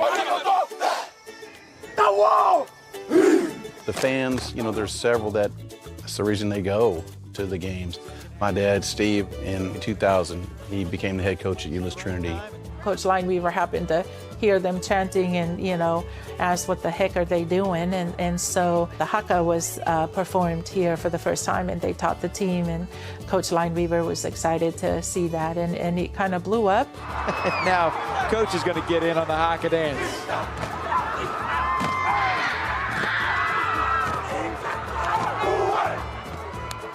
Well, he won 3 state championships. Coach Steve Lineweaver and his team have achieved the goal of becoming Texas high school state champions. Eventually, we realized that the haka was half in Maori and half in Tongan. We decided that since the majority of the reason for the haka coming to Euless is because the Tongans coming, they decided to change the words and make it all in Tongan. The Tongan culture at Euless Trinity is something that I hold in high regard. And I give a lot of credit to the fact that it's such a close-knit community, right? Uncles, aunts, grandparents are always at these games rooting for those players, whether they're in their family or not in their family. Everybody seems to embrace each other within that culture. Respectful and so hardworking. Family's everything. It's very, very unique and very special to be a part of. Tonga is in the Pacific Ocean, south of Fiji. It's a small dot on the map. If you look in the globe, you won't hardly see it there. From Texas, about over 6,000 miles away and about 16 hours flight.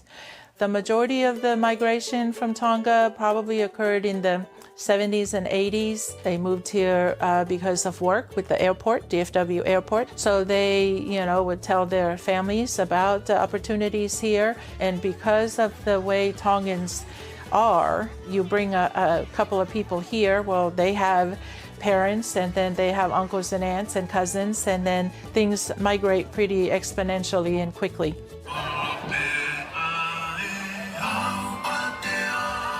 The estimate for the Tongans in Euless, it's in between 6,000 and 7,000 Tongan people. According to Jeopardy and Alex Trebek, there was a question on there about where in the United States is the largest population of Tongans per capita.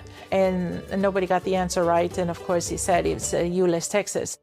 I would say Trinity High School in the beginning was very instrumental in our assimilation here and our integrating here.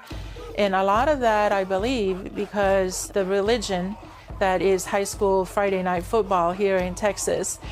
Tongan boys are very extremely athletic, very physical. We got fast-tracked into the family, the local citizenry, because of the talents that the boys displayed, I believe, in the football field.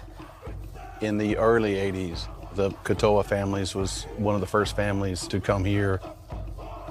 And I believe Fotu and the first few, came in and played maybe a little bit differently than what was the norm here.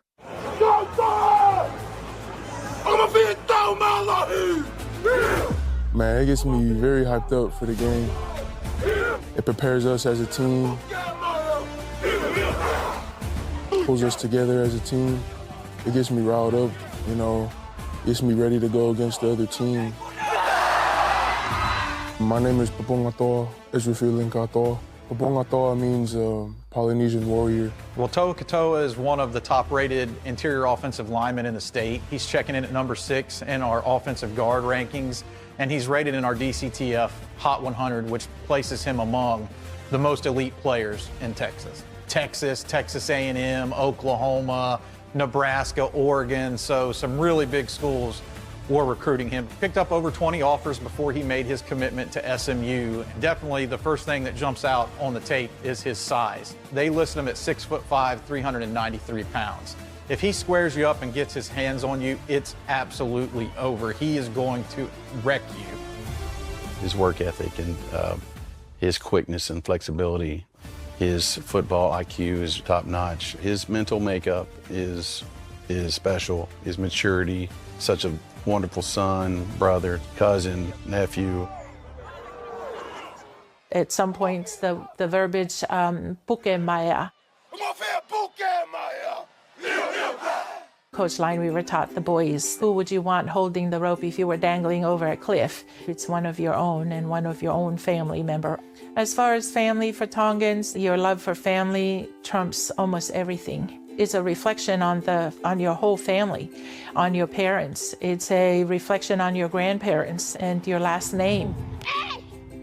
Everything you do is ties to family. My mom, Elisane, she was a very God-fearing woman. She checked off all the boxes. She was raised by her grandparents, and her grandfather was a pastor. So yeah, she grew up her whole life around church and doing service, with the community and stuff like that. So everything about her was, amazing. So she's the reason why I am doing everything that I'm doing right now. 2022, she wasn't feeling too well, so we went for a doctor's appointment. And from there, we found out she was diagnosed with cervical cancer. It was a rough time because whenever you hear the word cancer, it's pretty scary. And for me, I just automatically thought death, It was a hard time when I first heard the news. She passed away on May 15th of 2023. It made me question things, It made me very angry and ask why did she have to leave. But I carried that anger on to the football field, and when she passed, it flipped the switch in me to keep working for her. I have to win this rep for my mom. I have to do this for my mom. She would be very proud of me. I think she would say to keep going with your heart. And I think she would be very happy that I'm close home. I'm just excited that he's down the street, and his way of coping, he gets to go to the cemetery and sit there and meditate, just think about his mom. Every time we get a touchdown, I always like to look at the stands and look at my family. And, them holding the stuff for my mom, it makes me feel like she's there in the stands. Everything I do is for her.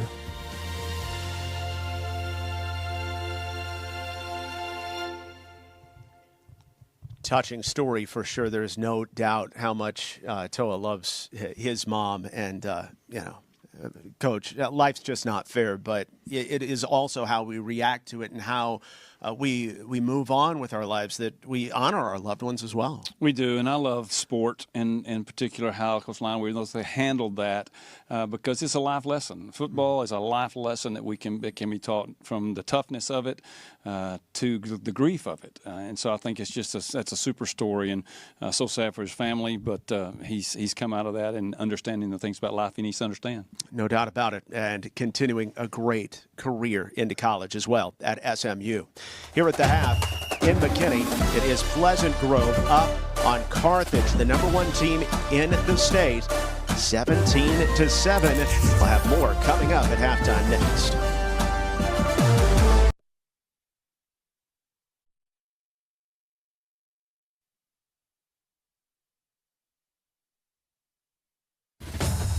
The Pleasant Grove Hawks bringing the juice in McKinney, up on number 1 Carthage. At the break, 17-7. Start of the third quarter on the way, but first, let's check in with the third member of our crew, Austin Ivan. Hey, John. Well, Carthage has put up 50-plus points in each of their last 7 games. So far today, they have just 7 points total. I just caught up with Coach Surratt. He said the biggest challenge his offense facing right now is the wind. It's really cutting down on their passing game, but he said we got to execute better. Part of that, give credit to Pleasant Grove. Their defense is the best we've faced all year. The other part is us. We're making too many mistakes. We have to limit those here in the second half. As far as the defense, he said we got to get Pleasant Grove off the field on third down. Outstanding. Thank you so much. And in the first half, unofficially, Carthage 131 yards total, 6 of 10 through the air for only 32 yards in that first half. And all the basic principles of tackle football, he just went through them right then. Old ball coach, right? That's it. But that's what it comes down to. It does. It does.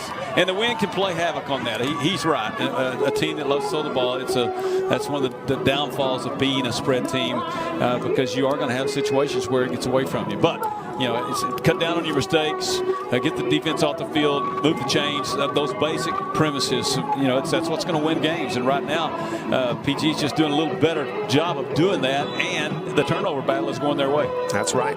One big turnover that they were able to turn into 7 points. Carthage has the win here in the third quarter. Pleasant Grove will have it in the fourth quarter. Again, it's 15 to 25 miles an hour. It is not insignificant. Colt Yancey, he was getting it done with his legs in the first half and offers it to Nick Bells on first down, and Bells nearly breaks out the backside. Tylen Williams, the senior strong safety, able to wrap him up at the waist, and a 9-yard pickup on first down. Man, PGO line is doing such a great job. Bells didn't get contacted until depth of the linebacker. I mean, they're just doing a great job isolating the front four of Carthage right now, and just giving Bells that opportunity to get a little rolling and speed going. And as we've all said, he has great speed, 10-8 in the 100-meter. So far, the play selection for Pleasant Grove, 18 runs, 4 passes. Does that surprise you? It does, but I think a lot of that is back to the fact that for the first quarter and a half, Colt Yancey carried the ball about 12 times, and so that where he was normally throwing the ball over the last 8 or 10 games, they decided they're going to use his feet today. Well, they're also using the feet of Nick Bells, who again is over 1,000 yards this season. He's only 5'6", but he's got huge quads, says Josh Gibson. Yeah, at halftime, DC from Carthage had to start drawing over his team about stopping the quarterback run. And so that set that up to come back for Bells in the second half. So now it's a guessing game. Who do we really need to isolate?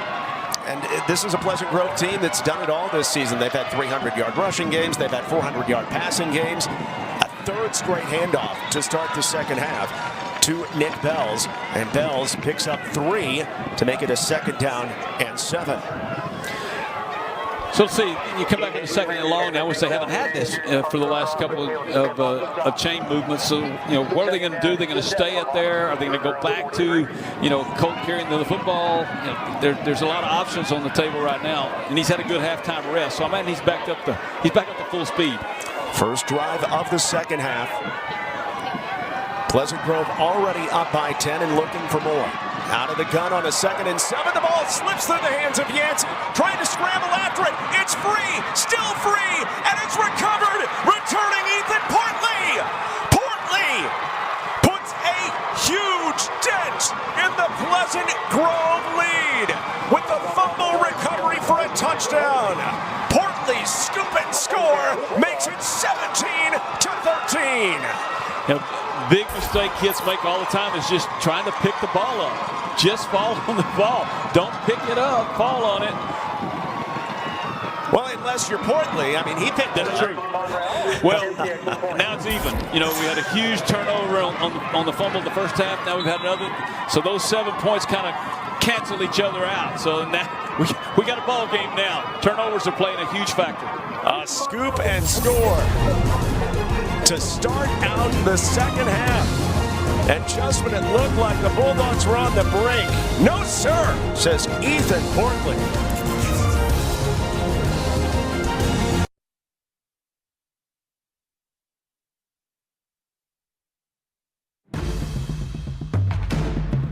HSCA Game of the Week on Victory Plus is presented by Jack in the Box.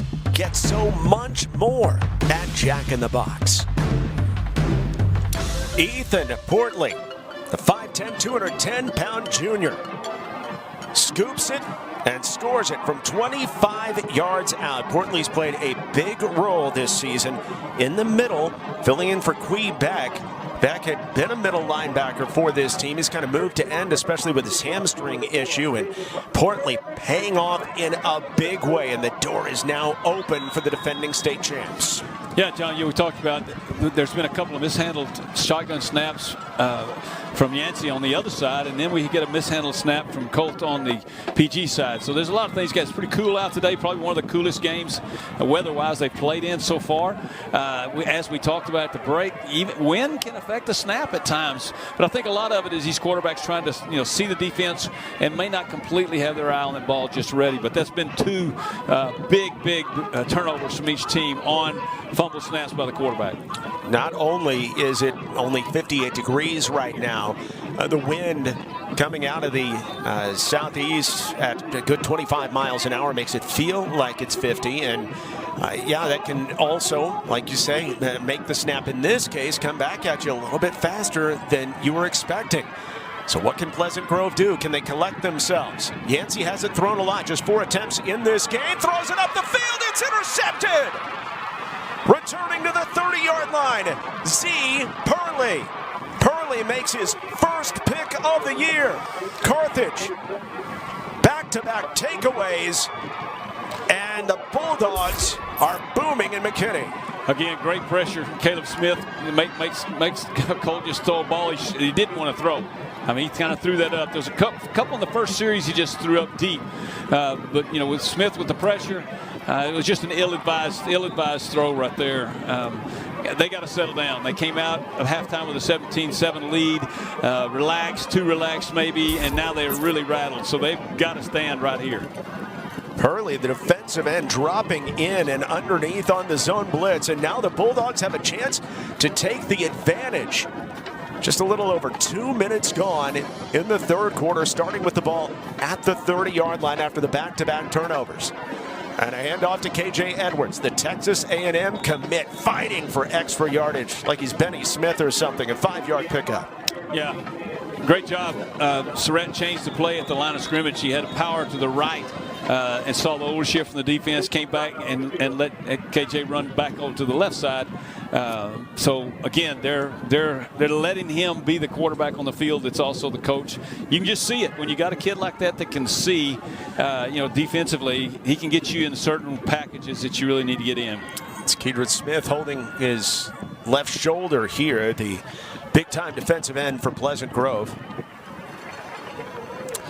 Well, there is nothing like the Texas high school football playoffs, and now they are screaming free from anywhere. The path to state continues every week, leading all the way up to all 12 football state championship games, streaming exclusively on Victory Plus from December 17th through December the 20th. We're about to turn the page to December. These kids all practiced yesterday on Thanksgiving. On 2nd and 5, the pitch out. KJ Edwards has his helmet dislodged as he goes down in the arms of Jaden Scales, the free safety. A 6-yard pickup and a first down. Yep, they're gonna ride KJ for sure. Again, he was wanting a little penalty there. I don't know that it wasn't face mask. He had the back of the helmet, but it was in the act of the tackle. It wasn't a rip off of his helmet there. But this is a huge series right now. It's 1st and 10. They've got to keep them at least to 3, keep a tie here, and just get a little bit of momentum. 2 turnovers by Pleasant Grove in the opening moments of the third quarter have let Carthage back in. And on 1st down and 10, the handoff to the big back, Benny Smith. Smith starts right, probes up the middle, gets a little push from his center, Cooper Walters. And he's down inside the 15. They'll give him the 13-yard line, a 6-yard push for Benny Smith. Yeah, Smith's going to do a good job. They're going fast. And after the 6-yard on 2nd down and 4, another handoff to Smith. Avoids a tackle in the backfield, has the first down. And look at the way he pushes the pile. all the way down to the 5-yard line. First down for Carthage. Surratt's running the discouraging aspect right now for a defense to just get, have to get back on the field. They've had to play the whole second half. You get your big back in there, and you go fast, and it's just a push. There's no throwing the ball. We're running right at you. Just trying to break the will of PG at this point. Looks like they're very close. It's close to doing so, at least on this drive, all the way down to the 1-yard line for Benny Smith. He's ready to go again. And he'll get it again, I think. Smelling blood in the water. Another handoff. Smith pushes right there at the goal line. And there is a flag down. But Benny Smith is in for the score. And Carthage takes the advantage.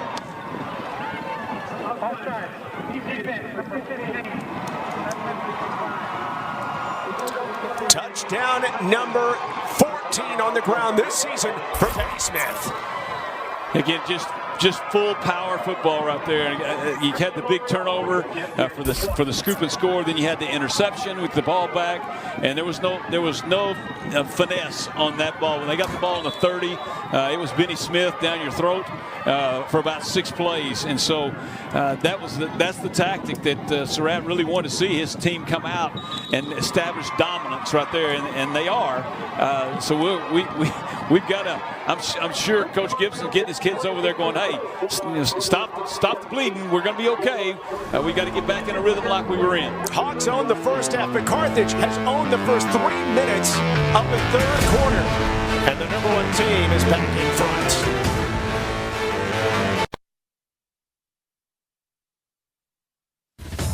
Oh, the twists and turns. Worse than a farm-to-market road in East Texas right now.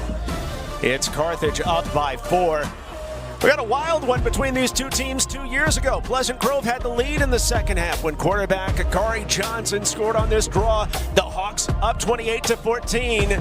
But then Carthage goes into its bag of tricks. Quarterback Jed Surratt, I heard of him, pitches it, and then catches the lateral, and then heaves downfield to Junior Henderson for the score. It's 31-28 Pleasant Grove when Benny Smith, who? Yes, Benny Smith. He just scored here. Well, 2 years ago, he bowled his way through the Hawks defense to give the Bulldogs the lead. And Carthage wins a thriller, 34-31, to advance to the regional final.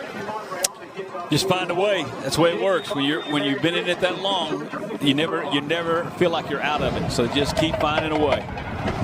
This is a returnable kick for Pleasant Grove's Javion Butler.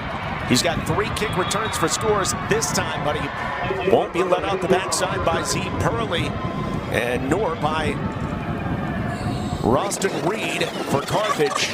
Out to the 19-yard line. Benny Smith, by the way, able to poke in that last touchdown. 6 carries for 29 yards and a score in this one. And Carthage is now in front, and the Hawks have some work to do. They do, and we'll see the resiliency of them. And I fully expect Josh to have been settling those guys down and just coming in, put together a drive, probably use a lot of Colts legs again here. Yeah, and so your quarterback, he's turned it over twice in the last 2 plays, but he's able to hit Jamarion Richardson on the edge. A nice place to go. Richardson, the explosive receiver, goes down the sideline for a pickup of 5. Jaden Lewis bounces him out. Yeah, you got to find your playmakers. Colt's been there. You got to get the ball back in Jamarion's hands.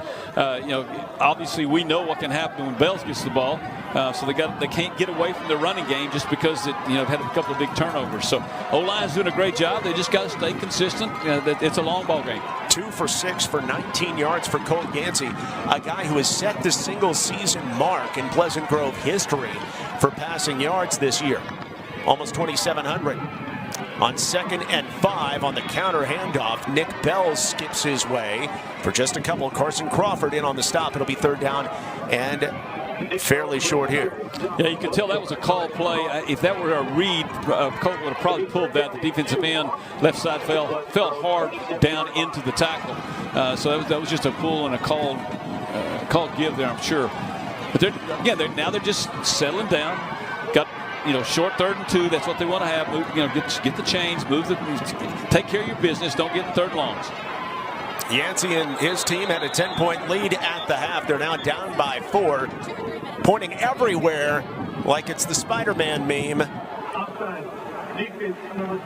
But Ethan Portley, who had the scoop and score earlier, will have to point back at himself. He saw a little movement from the body language of the guard. I think he thought he did kind of move, but there was. I think Portley was offsides first. He was in the neutral zone. Good call. Remember, Portley on the first drive of the game had a blitz where he timed it absolutely perfectly. That time, got into the backfield too soon. First down. Pleasant Grove moving the chains, handoff on the jet sweep, and Richardson able to squirt his way free and work his way up past the 35 to the 36-yard line. A gain of 4 on first down. Tylen Williams in on the stop. He second on the team, coming in with 69 tackles. He made a whole lot out of not much right there. He was dead to right, 4 yards deep in the backfield there. Makes a great cut. Got some guys getting downfield, getting their bodies in the way, but man, what a great effort. -4 to +4. But there was a penalty flag on the field, and instead, Pleasant Grove will be marched back here. 10-yard penalty for a hold. And now Colt Yancey finds himself behind the chains, and obviously the Hawks, nobody wants to be behind the chains, but they came in wanting to put this game on the legs of Yancey and Bells, and they're going to have to put it in the air here. Yeah. And of course on first down and 20, Yancey goes to the ground. Yancey out past the 35, picks up the yardage on the penalty all the way back to the 37, and he's able to gain 11 yards on the play. Obviously, Carthage defensive coordinator heard you at the time, and he just knew they were going to throw the ball. See, so he did. You called that one, and PG came back and fooled him a little bit. A little call, quarterback draw.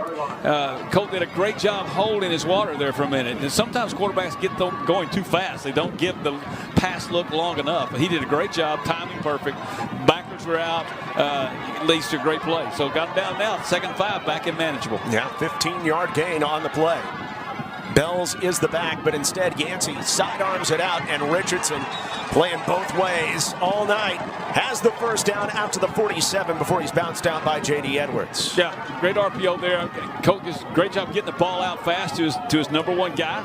A big first down, and that's all they need right now. They just got to be consistent, move the ball. Carthage is, measuring that out. Waiting for him to throw one up. The difference in that ball and the one he threw on the interception a while ago was, number one, he had pressure. He didn't have pressure that time because he was getting the ball out really fast. And number two, it was a rope to an exact spot on the out route. So keep consistent, doing the things that you know you can do. Pleasant Grove trying to retake the lead after giving it up thanks to the turnovers. From the 47, first down, and again a quarterback draw for Yancey. He is hemmed in, though, by Ethan Portley. The good solo stop. 2-yard gain just shy of midfield. Yeah, when they look at film tomorrow, they're going to wish they'd gone ahead and thrown that little out route to the left. Yeah, they had everything they needed over there. Carthage kind of had rolled away from coverage, and Yancey Colt didn't have much room to run. For Yancey, it's already his 12th carry of the night. He had only had 30 carries in the previous 12 games this season. On second down, deliberate offense here for Pleasant Grove, moving into the wind in the third quarter. Both teams allowed to make changes. Butler in motion. Instead, the give to Bells. Bells tough to bring down in the hole. He's able to skip forward for 4 down to the 47-yard line. So that leaves it 3rd down and 3. Back to manageable. Now Carthage has to really think about, okay, do we really spy the quarterback? Do we really look at Bells? Can he throw the little, flare route to one side or the other? There's 3 options that are for all work. What are we going to cover? Call it 3rd and 4. But Yancey trying to go forward, and it is read like a book by the Bulldog defense. Caleb Smith came unblocked and smashes Colt Yancey for no gain. 4th down. So the difference in this is they tried to run Yancey with a really power set. The other times he's run, it's been spread. So they got the defense spread all over the field. They get him in a power set then. All of Carthage is close, and they just didn't have room to go then. Caleb made him pay for that. Enormous decisions here. Do you quick kick it? Do you go ahead and go for it? Does it depend on what you see? This is the old Kenny Rogers song. You know when to hold them, you know when to fold them. I'm thinking Josh really wants. This is one of those times you really want to go for it. He's going to call timeout and think about it. You know when to walk away and call timeout. That's it. Don't count your money. Call the timeout. He really wants to go for this. I mean, he really does. He thinks it's really important. But in the long game, does he need to punt it down there? Then the wind comes in. Can he pin him inside the 20? Because we haven't had many 30-yard punts tonight against the wind. And now here's a word from Dick's Sporting Goods. Seedy, breaking those DB's ankles is not very nice. But those routes sure are. No, that's a great point, Coach, is how much are you going to get out of punting it here anyway, even if you do try to pooch it in deep, because you're punting into the wind. Yep. So some decisions to make for Josh Gibson and the offense. His offense getting a lot better this season with Colt Yancey at quarterback. He's had an outstanding season, asked to do some different things. We've got a terrific crowd in McKinney. Both teams having to make about a 2+ hour trip, maybe closer to 3 if you're doing it by bus, to McKinney out of East Texas. And Colt Yancey, the way he's talking to his team so specifically, I don't think there's any question they're going for it here. Yeah, and they're kind of getting back up in that power set. They've got everybody almost inside the hashes, so it'll be interesting. I think you're going to see that out route to Jamarian again. He's at the top of your screen. And on 4th down, pump. Yancey down the middle, has a man, it's caught! 1st down and more! Walker Wright, who leads the team with 36 catches now on the season. The tight end down to the 22, a clutch catch. Great job, great protection. Look at this old line right there. There's absolutely nobody there. He gets to stand where he wants to, gets the release that he wants.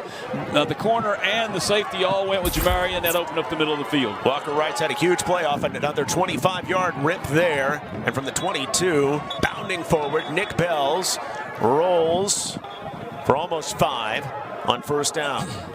They're going to keep pounding Bells. He'll break one, but they're just going to keep pounding him, pound him again. He's getting contact at the 2nd level. But new life. Now that got 2nd and 5, they're inside the 20 in the red zone.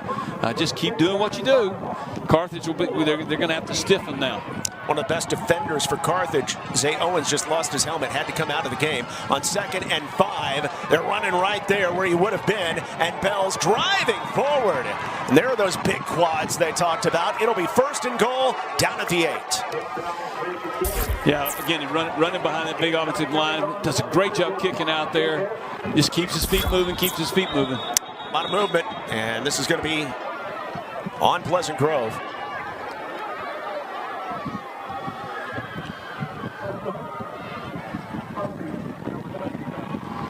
Keep, as the old saying goes, shooting yourself in the foot. You got a great drive.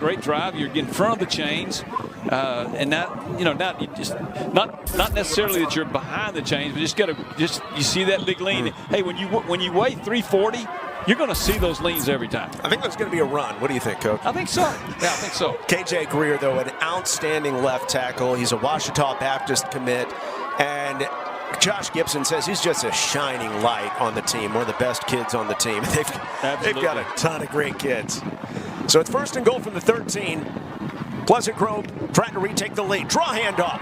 Bells trying to explode, but standing his ground. Quee Beck.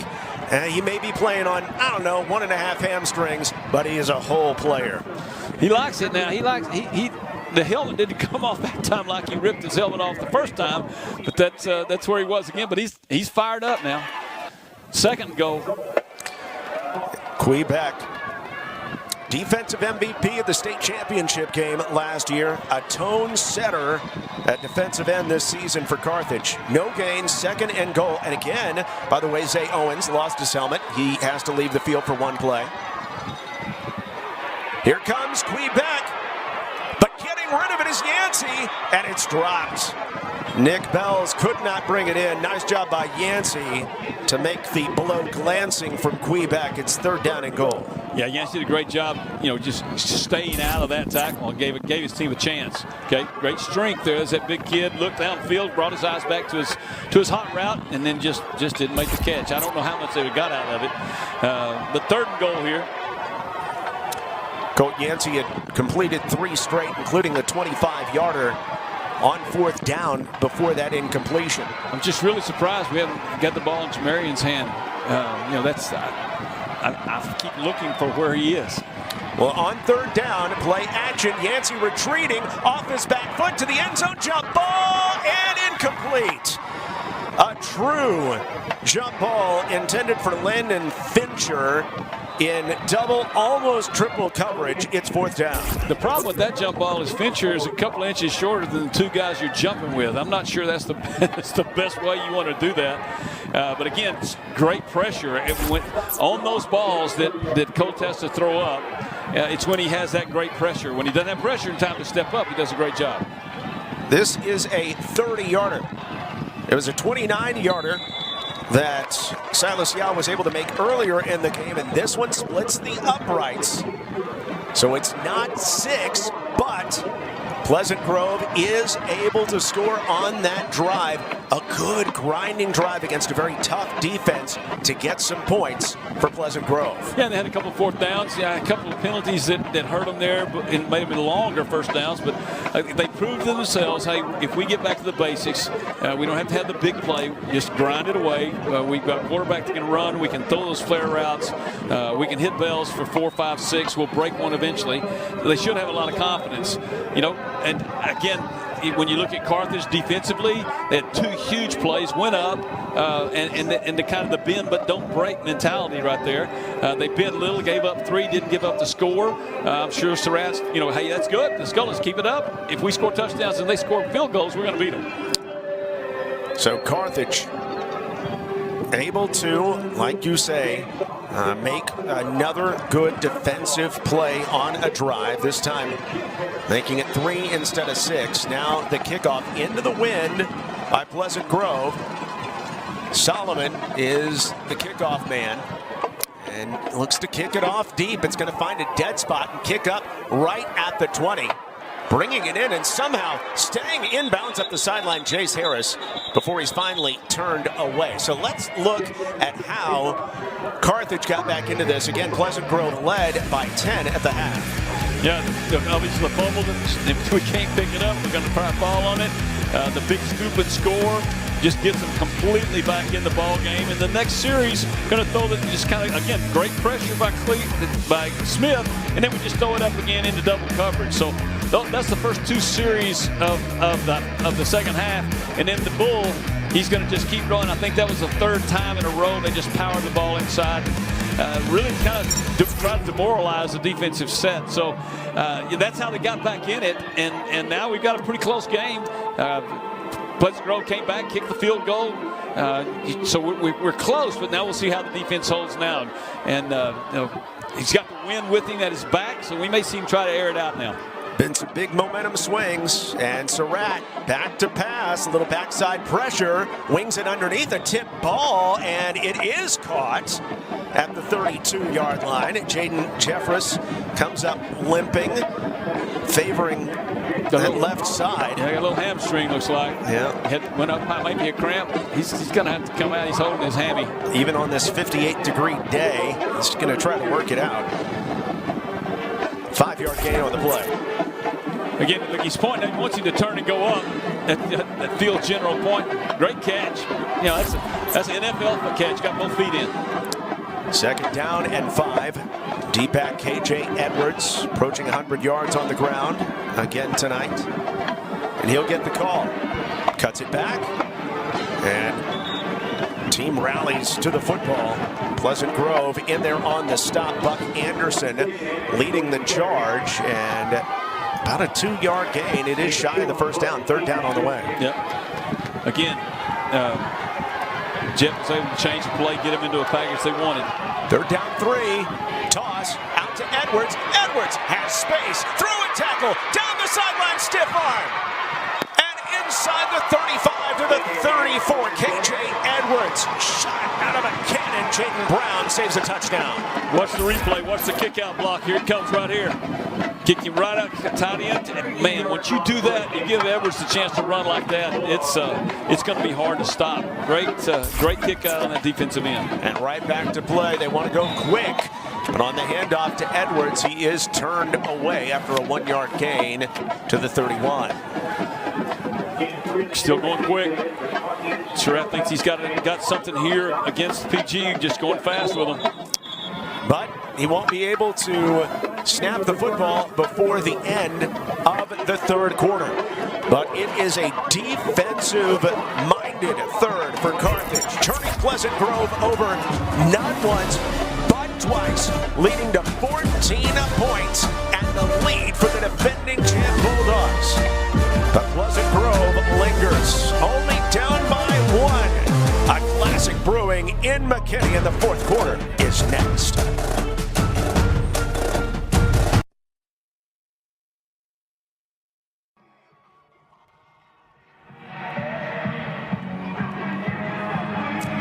Down 1 to start the fourth quarter. Pleasant Grove looking to get a stop right here. If you look at the back of their helmets, it says heart and soul. Those two words perfectly sum up what this program is all about. Throughout the year, Josh Gibson will award players to become heart and soul men. It's who he best describes that embodies all the core values of what he wants in a team. Typically throughout the year, he picks about 6 players. This season, he's picked 14 players to become heart and soul men. That is why he has belief in his team right now, because all these guys, they play with heart and soul. Guys, the best comparison Coach Gibson gave us on what he means when he's saying a heart and soul man, he said, think of a Colt McCoy-esque type of player. Coach, I know you appreciated that type of compliment. Absolutely, Austin. That's a huge compliment. We did talk about that. So on to the fourth quarter. 2nd and 7 from the 31. And look at this, a full pirouette in the backfield for Jace Harris, but only picks up 2 out of it. It'll be a 3rd down and 5, and a chance for the Pleasant Grove defense here early on in the fourth quarter to make a stand. Yeah, it's now or never. They've got to do something. Hold them to 3 or at least an attempt here, but I think they probably go for it on 4th down. But we're going to spread it out. We'll see what the defense comes up with. Bulldogs moving into the considerable breeze in McKinney in the fourth quarter. So before 3rd down, look over to the sideline. Offensive coordinator Clinton Ensley, head coach Scott Surratt calling the plays. And it's a give to KJ Edwards, slashing up the middle into space. KJ Edwards is the all-time leading touchdown maker in the history of Carthage football, with that jaunt of 29, and the Bulldogs are back up by 7. Yeah, what an explosion. Pretty good blocking at the line of scrimmage. He makes one guy's miss there, and that was our man there. Finally missed the tackle, but man, that's a hard guy to tackle in space on an explosion. So great play, and they stretch it back out, and I go back to Austin's what she said with Coach Gibson. We're gonna check the heart and soul of PG right now. I know they've got it because I know he has it. But when this happens, with the fourth quarter, that's where that check is going to come in. He'll be glad that he built that. But man, Carthage is going to go for 2. Trying to take the 2-score lead on the rollout. Surratt tries to throw off his back foot and cannot hit anyone. Great job to blow it up by Pleasant Grove to keep it a 1-score game. That may be huge down the stretch here early in the fourth quarter, but Carthage getting into the end zone, and now on the night, KJ Edwards, 13 carries, 159, 2 touchdowns. Yeah, you watch the point of attack right there. He didn't get touched till right there. That's your rover, your strong safety, and then just an explosion when he gets to there. So they're riding their guy right now, and he's going to carry him. Here's the 2-point conversion. Kind of got off his back foot, Yancey did, but he had pressure on that to keep it, and that's a big play. Like I said, that keeps it to a 1-score game. So I'm sure that Coach Gibson can build off of that as he gets in. And a couple of things. I love what the Austin's report a while ago with Coach Gibson. Of course, I've known Coach Surratt for years, played against him. My team actually at Graham. was his third state championship. We played them well. Went for 2 with about 12 seconds left, and they beat us 13-12. What Coach Surratt does is amazing. I've become a really great follower of Coach Gibson. And he's been involved with a program called Capturing Kids' Hearts, and that's a whole where it's transformational as opposed to transactional. And he believes in the relationships of his kids, and his kids believe in that relationship with him. And the basic statement is, if you have a kid's heart, you'll have their head. And I think he's got their heart right now. So we'll see if Carthage doesn't get in their head enough that their hearts can. But right now, Carthage heart's in it too, and Surratt's got them going, and it's going to go down to the wire, John. No doubt. I mean, these are two outstanding teams on the field and off as well. And it's a pop-up kick into the wind. Is it going to get out of bounds? A bounce right along the sideline. It does go out of bounds. And there's the penalty flag. Some pretty good field position out of all that for Pleasant Grove, even though it was some nervous moments for the Hawks. That wind's playing havoc with all of them. Pretty good athletic move, 23. I'm not sure of his name, but I think he could have dunked about twice going up and getting that ball, trying to keep it in play. That's Amari Shepard. Yeah, the gunner going down there. Yeah, he had some ups right there. So they're going to decide to re-kick and march off 5 yards. Well, it's another opportunity for Pleasant Grove to field the ball. 2 turnovers in the second half for Pleasant Grove. They came on consecutive plays early in the third quarter. Carthage trying to steal another possession there with that pop-up kick. You know, it's about all you can do with the wind against them like that. You know, try something, and it almost worked. You know, the ball played up almost like a boomerang. Monreal with a much shorter kick and a great job to just bring it in and fall to the ground. And now here's a word from our title sponsor, Jack in the Box.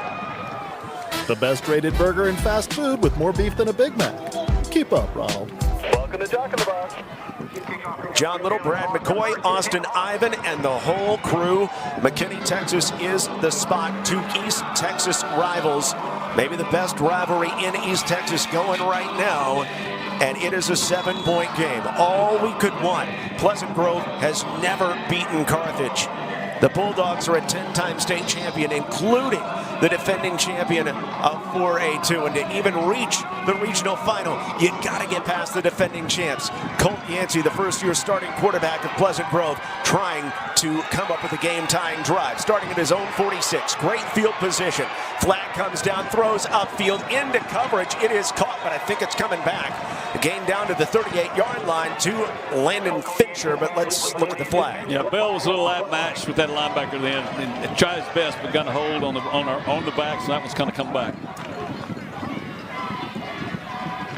Got the hitchhiking thumb out.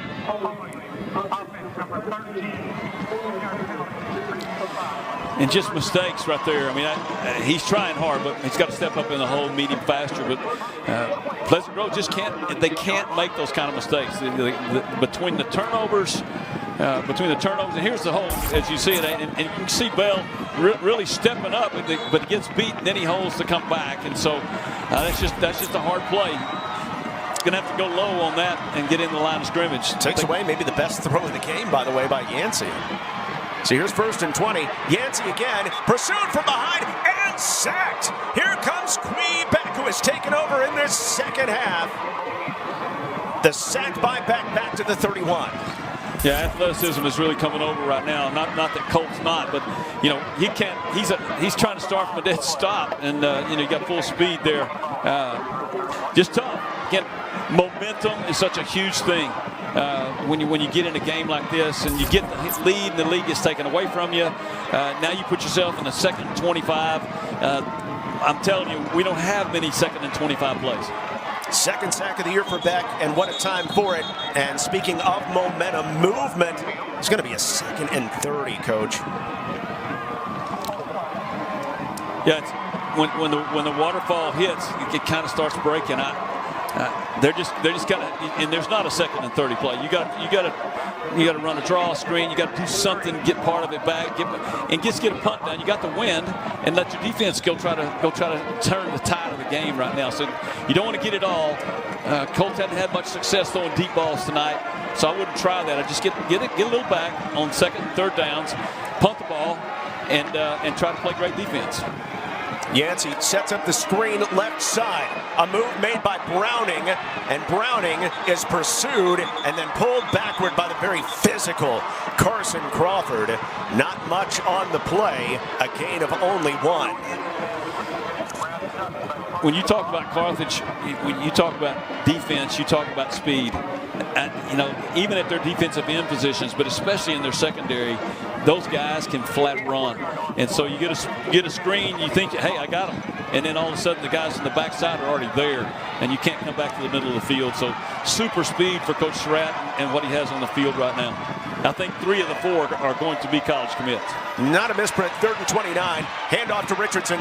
Richardson getting outside and is able to gain a 5-yard pickup out to the 33, and exactly what you called for. Now it's going to be punting time, and with the wind behind you, a chance to pin Carthage back deep. Yeah, you got 9 minutes left. Your defense has played well. I mean, you're in a 7-point ball game. You don't want to do anything crazy and give them the ball inside their, your part of the field. So have a great punt. I wouldn't punt it to them. I'm going to punt this thing out of bounds somewhere down around, the 25, 30-yard line. So the punt away. It hits short, but it does take a nice roll for Pleasant Grove. Perfect. That's exactly what they wanted. So the Champs have the ball, but they have to start at their own 9-yard line, leading by 7. The Champs, well, not only once, not twice, not, LeBron James, blah, blah, blah. 10 times over the years, only Liddle has more. And then you got Katy, Salina, and Richland Springs. That is impressive. And what's more impressive, again, is how Carthage has done it all in the last 15 years or so, all since 2008. With the same coach. Right. Most of those schools, and Tim Buchanan's won, 8 or 7 or 8, but most of those schools have won multiples with different coaches. It's just amazing what Coach Surratt has done. Now, being in a school for 18 years, that doesn't happen very often either. No. Well, 8 minutes. See what we can do here. This will kind of prove Carthage's wear. Can they go 91 and see what a defense from PG can do? Well, they're certainly capable of it. This guy can go 91 in a flash. But KJ Edwards bowls his way for 4. You think he'll see the ball much in this possession? I think he'll see it a lot.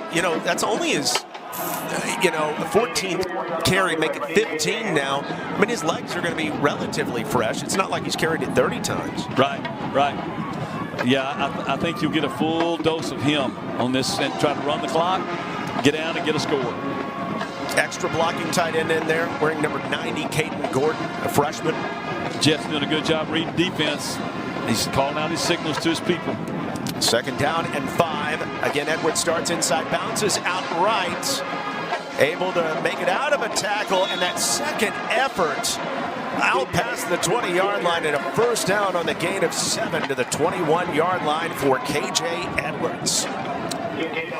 Yeah, you're not going to arm tackle this guy. Between his size and speed and strength, I mean, it's down low, arm tackles, 1, 2, 3. He spins out. Finally, somebody gets him down. He made 5, 6 yards after contact, and that's the mark of a great running back. Carthage has taken care of the ball in the second half as well. 1 turnover in the game, the strip sack delivered by Jalen Foster of Jet Surratt. New set of downs. As Carthage normally likes to go fast, now they're going to try to grind it. Handoff to Benny Smith. Smith into the line, plodding forward. He picks up 3. Coach, you think about Carthage, and they've been in this position so many times over the years, even against Pleasant Grove, end of games, able to grind out games. They know how to win games, how to play winning football. They do. They've been here multiple times, and they've been here, multiple times against Pleasant Grove. And these coaches know each other really well. They know their kids very well.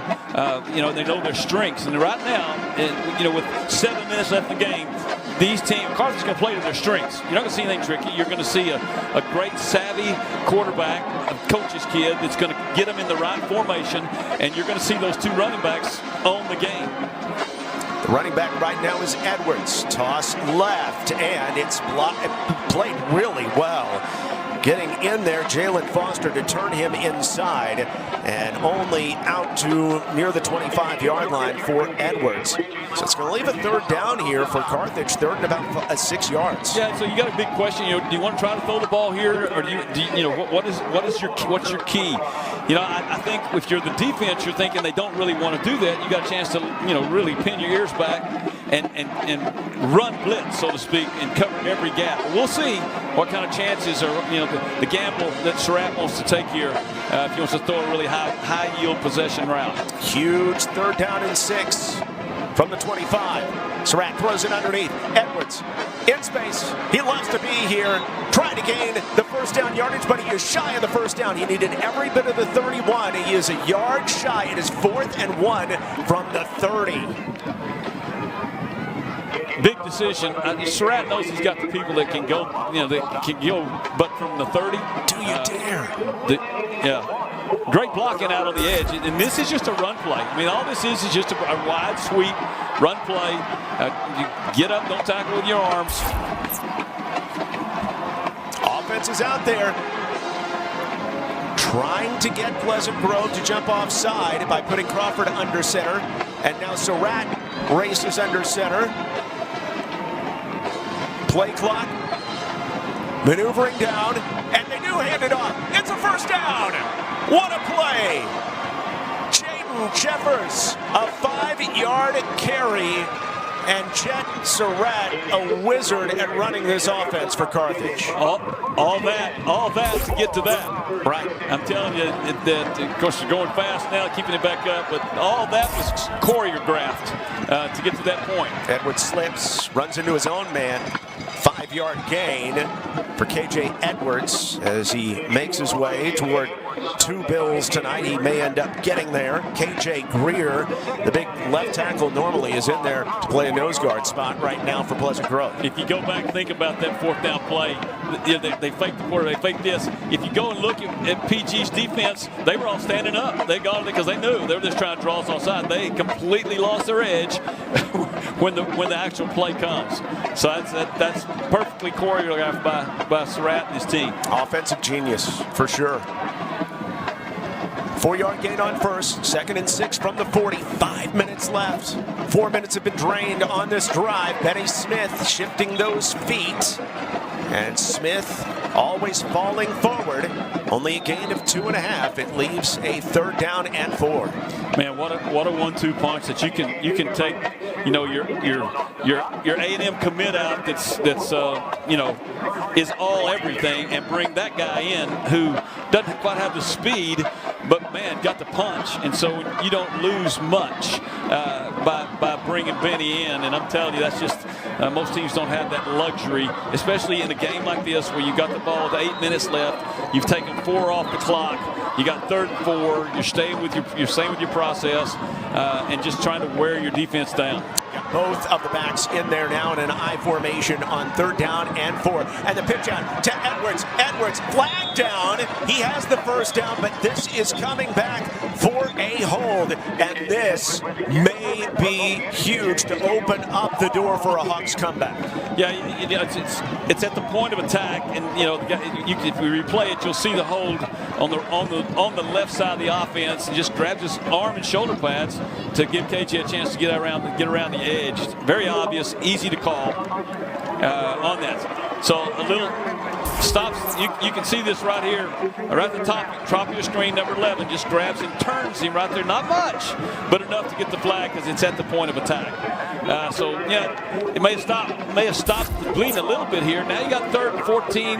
Now Coach Surratt's got to figure out, okay, what do I want to do? I'm still on my end of the field. Do I want to take that momentum and punt the ball against the wind, trying to let my defense win the game, or do I want to put it up right now? Again, where is Zero? How are they going to get the ball to him? 3rd and 14. Surratt underneath. Instead, they get it to Jeffers. Jeffers trying to get outside. He does. 40-yard line. First down. Sideline. 40. And out of bounds. Jaden Jeffers.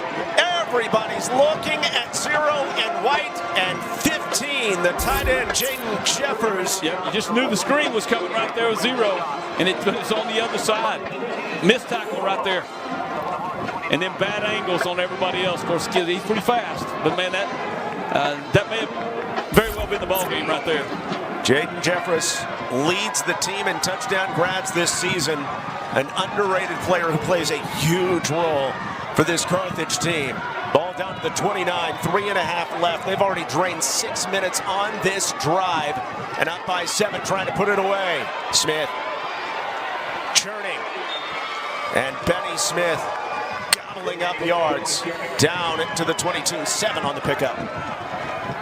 I imagine right now defensive coordinator is saying the first guy hold him up, the next guy strip the ball. We got to have a fumble, we got to have a turnover. We can't just let them run the whole clock out right here. But that's exactly what they've done. And they were on the 9. They were on the 9. They said, can we go 91 yards and show our the dominance that we have, or is that defense going to rise up? They've done it over and over again to so many teams over the years. As Austin told us early in the game, 10 state championships for Scott Surratt. He's only lost in the playoffs 8 times. 2nd down and 3. And again, Smith is the running back. Carries it left side.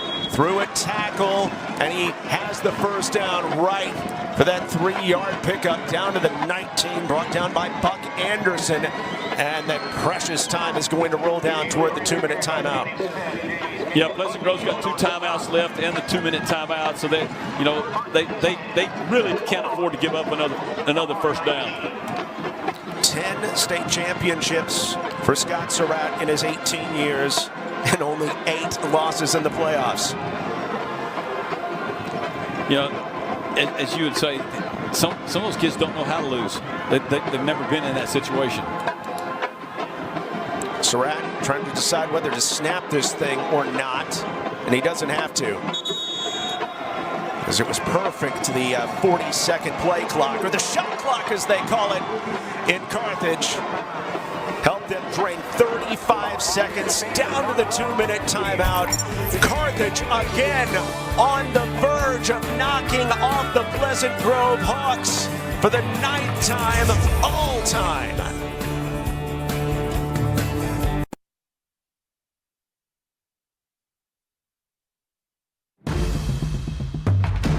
The THSCA Game of the Week on Victory Plus is presented by Jack in the Box. Get so much more at Jack in the Box. Pleasant Grove needs a huge stand in McKinney to figure out a way to stick around with the 10-time champion Carthage Bulldogs. 1st and 10 from the 19 as we come back to play. Handoff.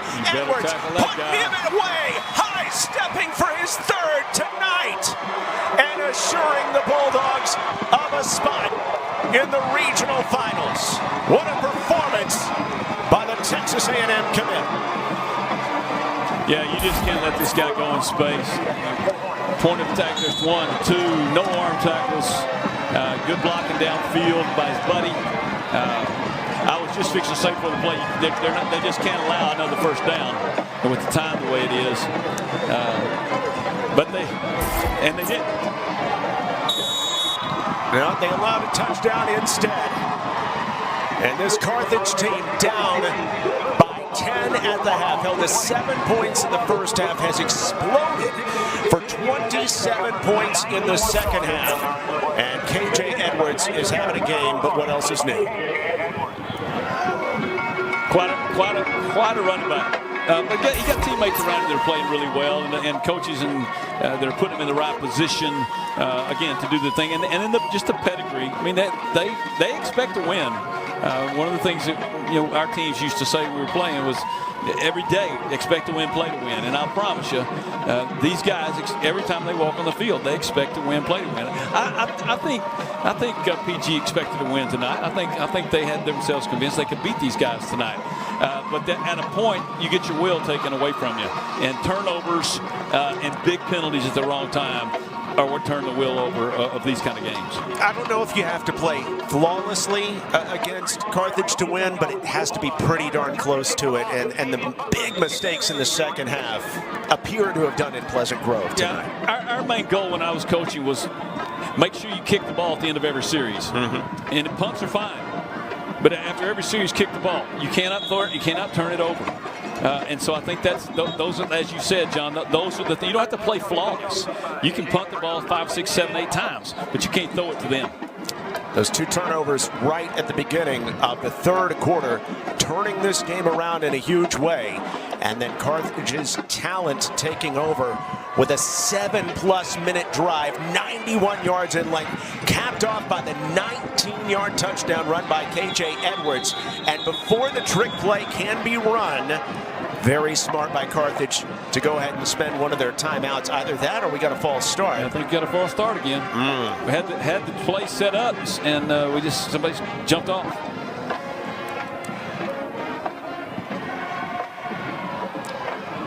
See if that is the case as the teams come off the field right now, or at least PG does.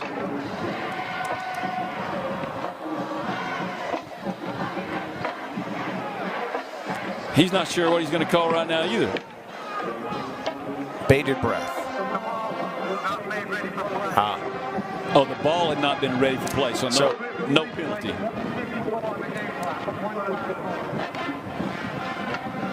This is an opportunity for PG to show their fight and their class and their character and that heart and soul, all those things. I know Coach Gibson's going to be coaching them, and all those Gibson coaches are going to be coaching them, and just see some fight.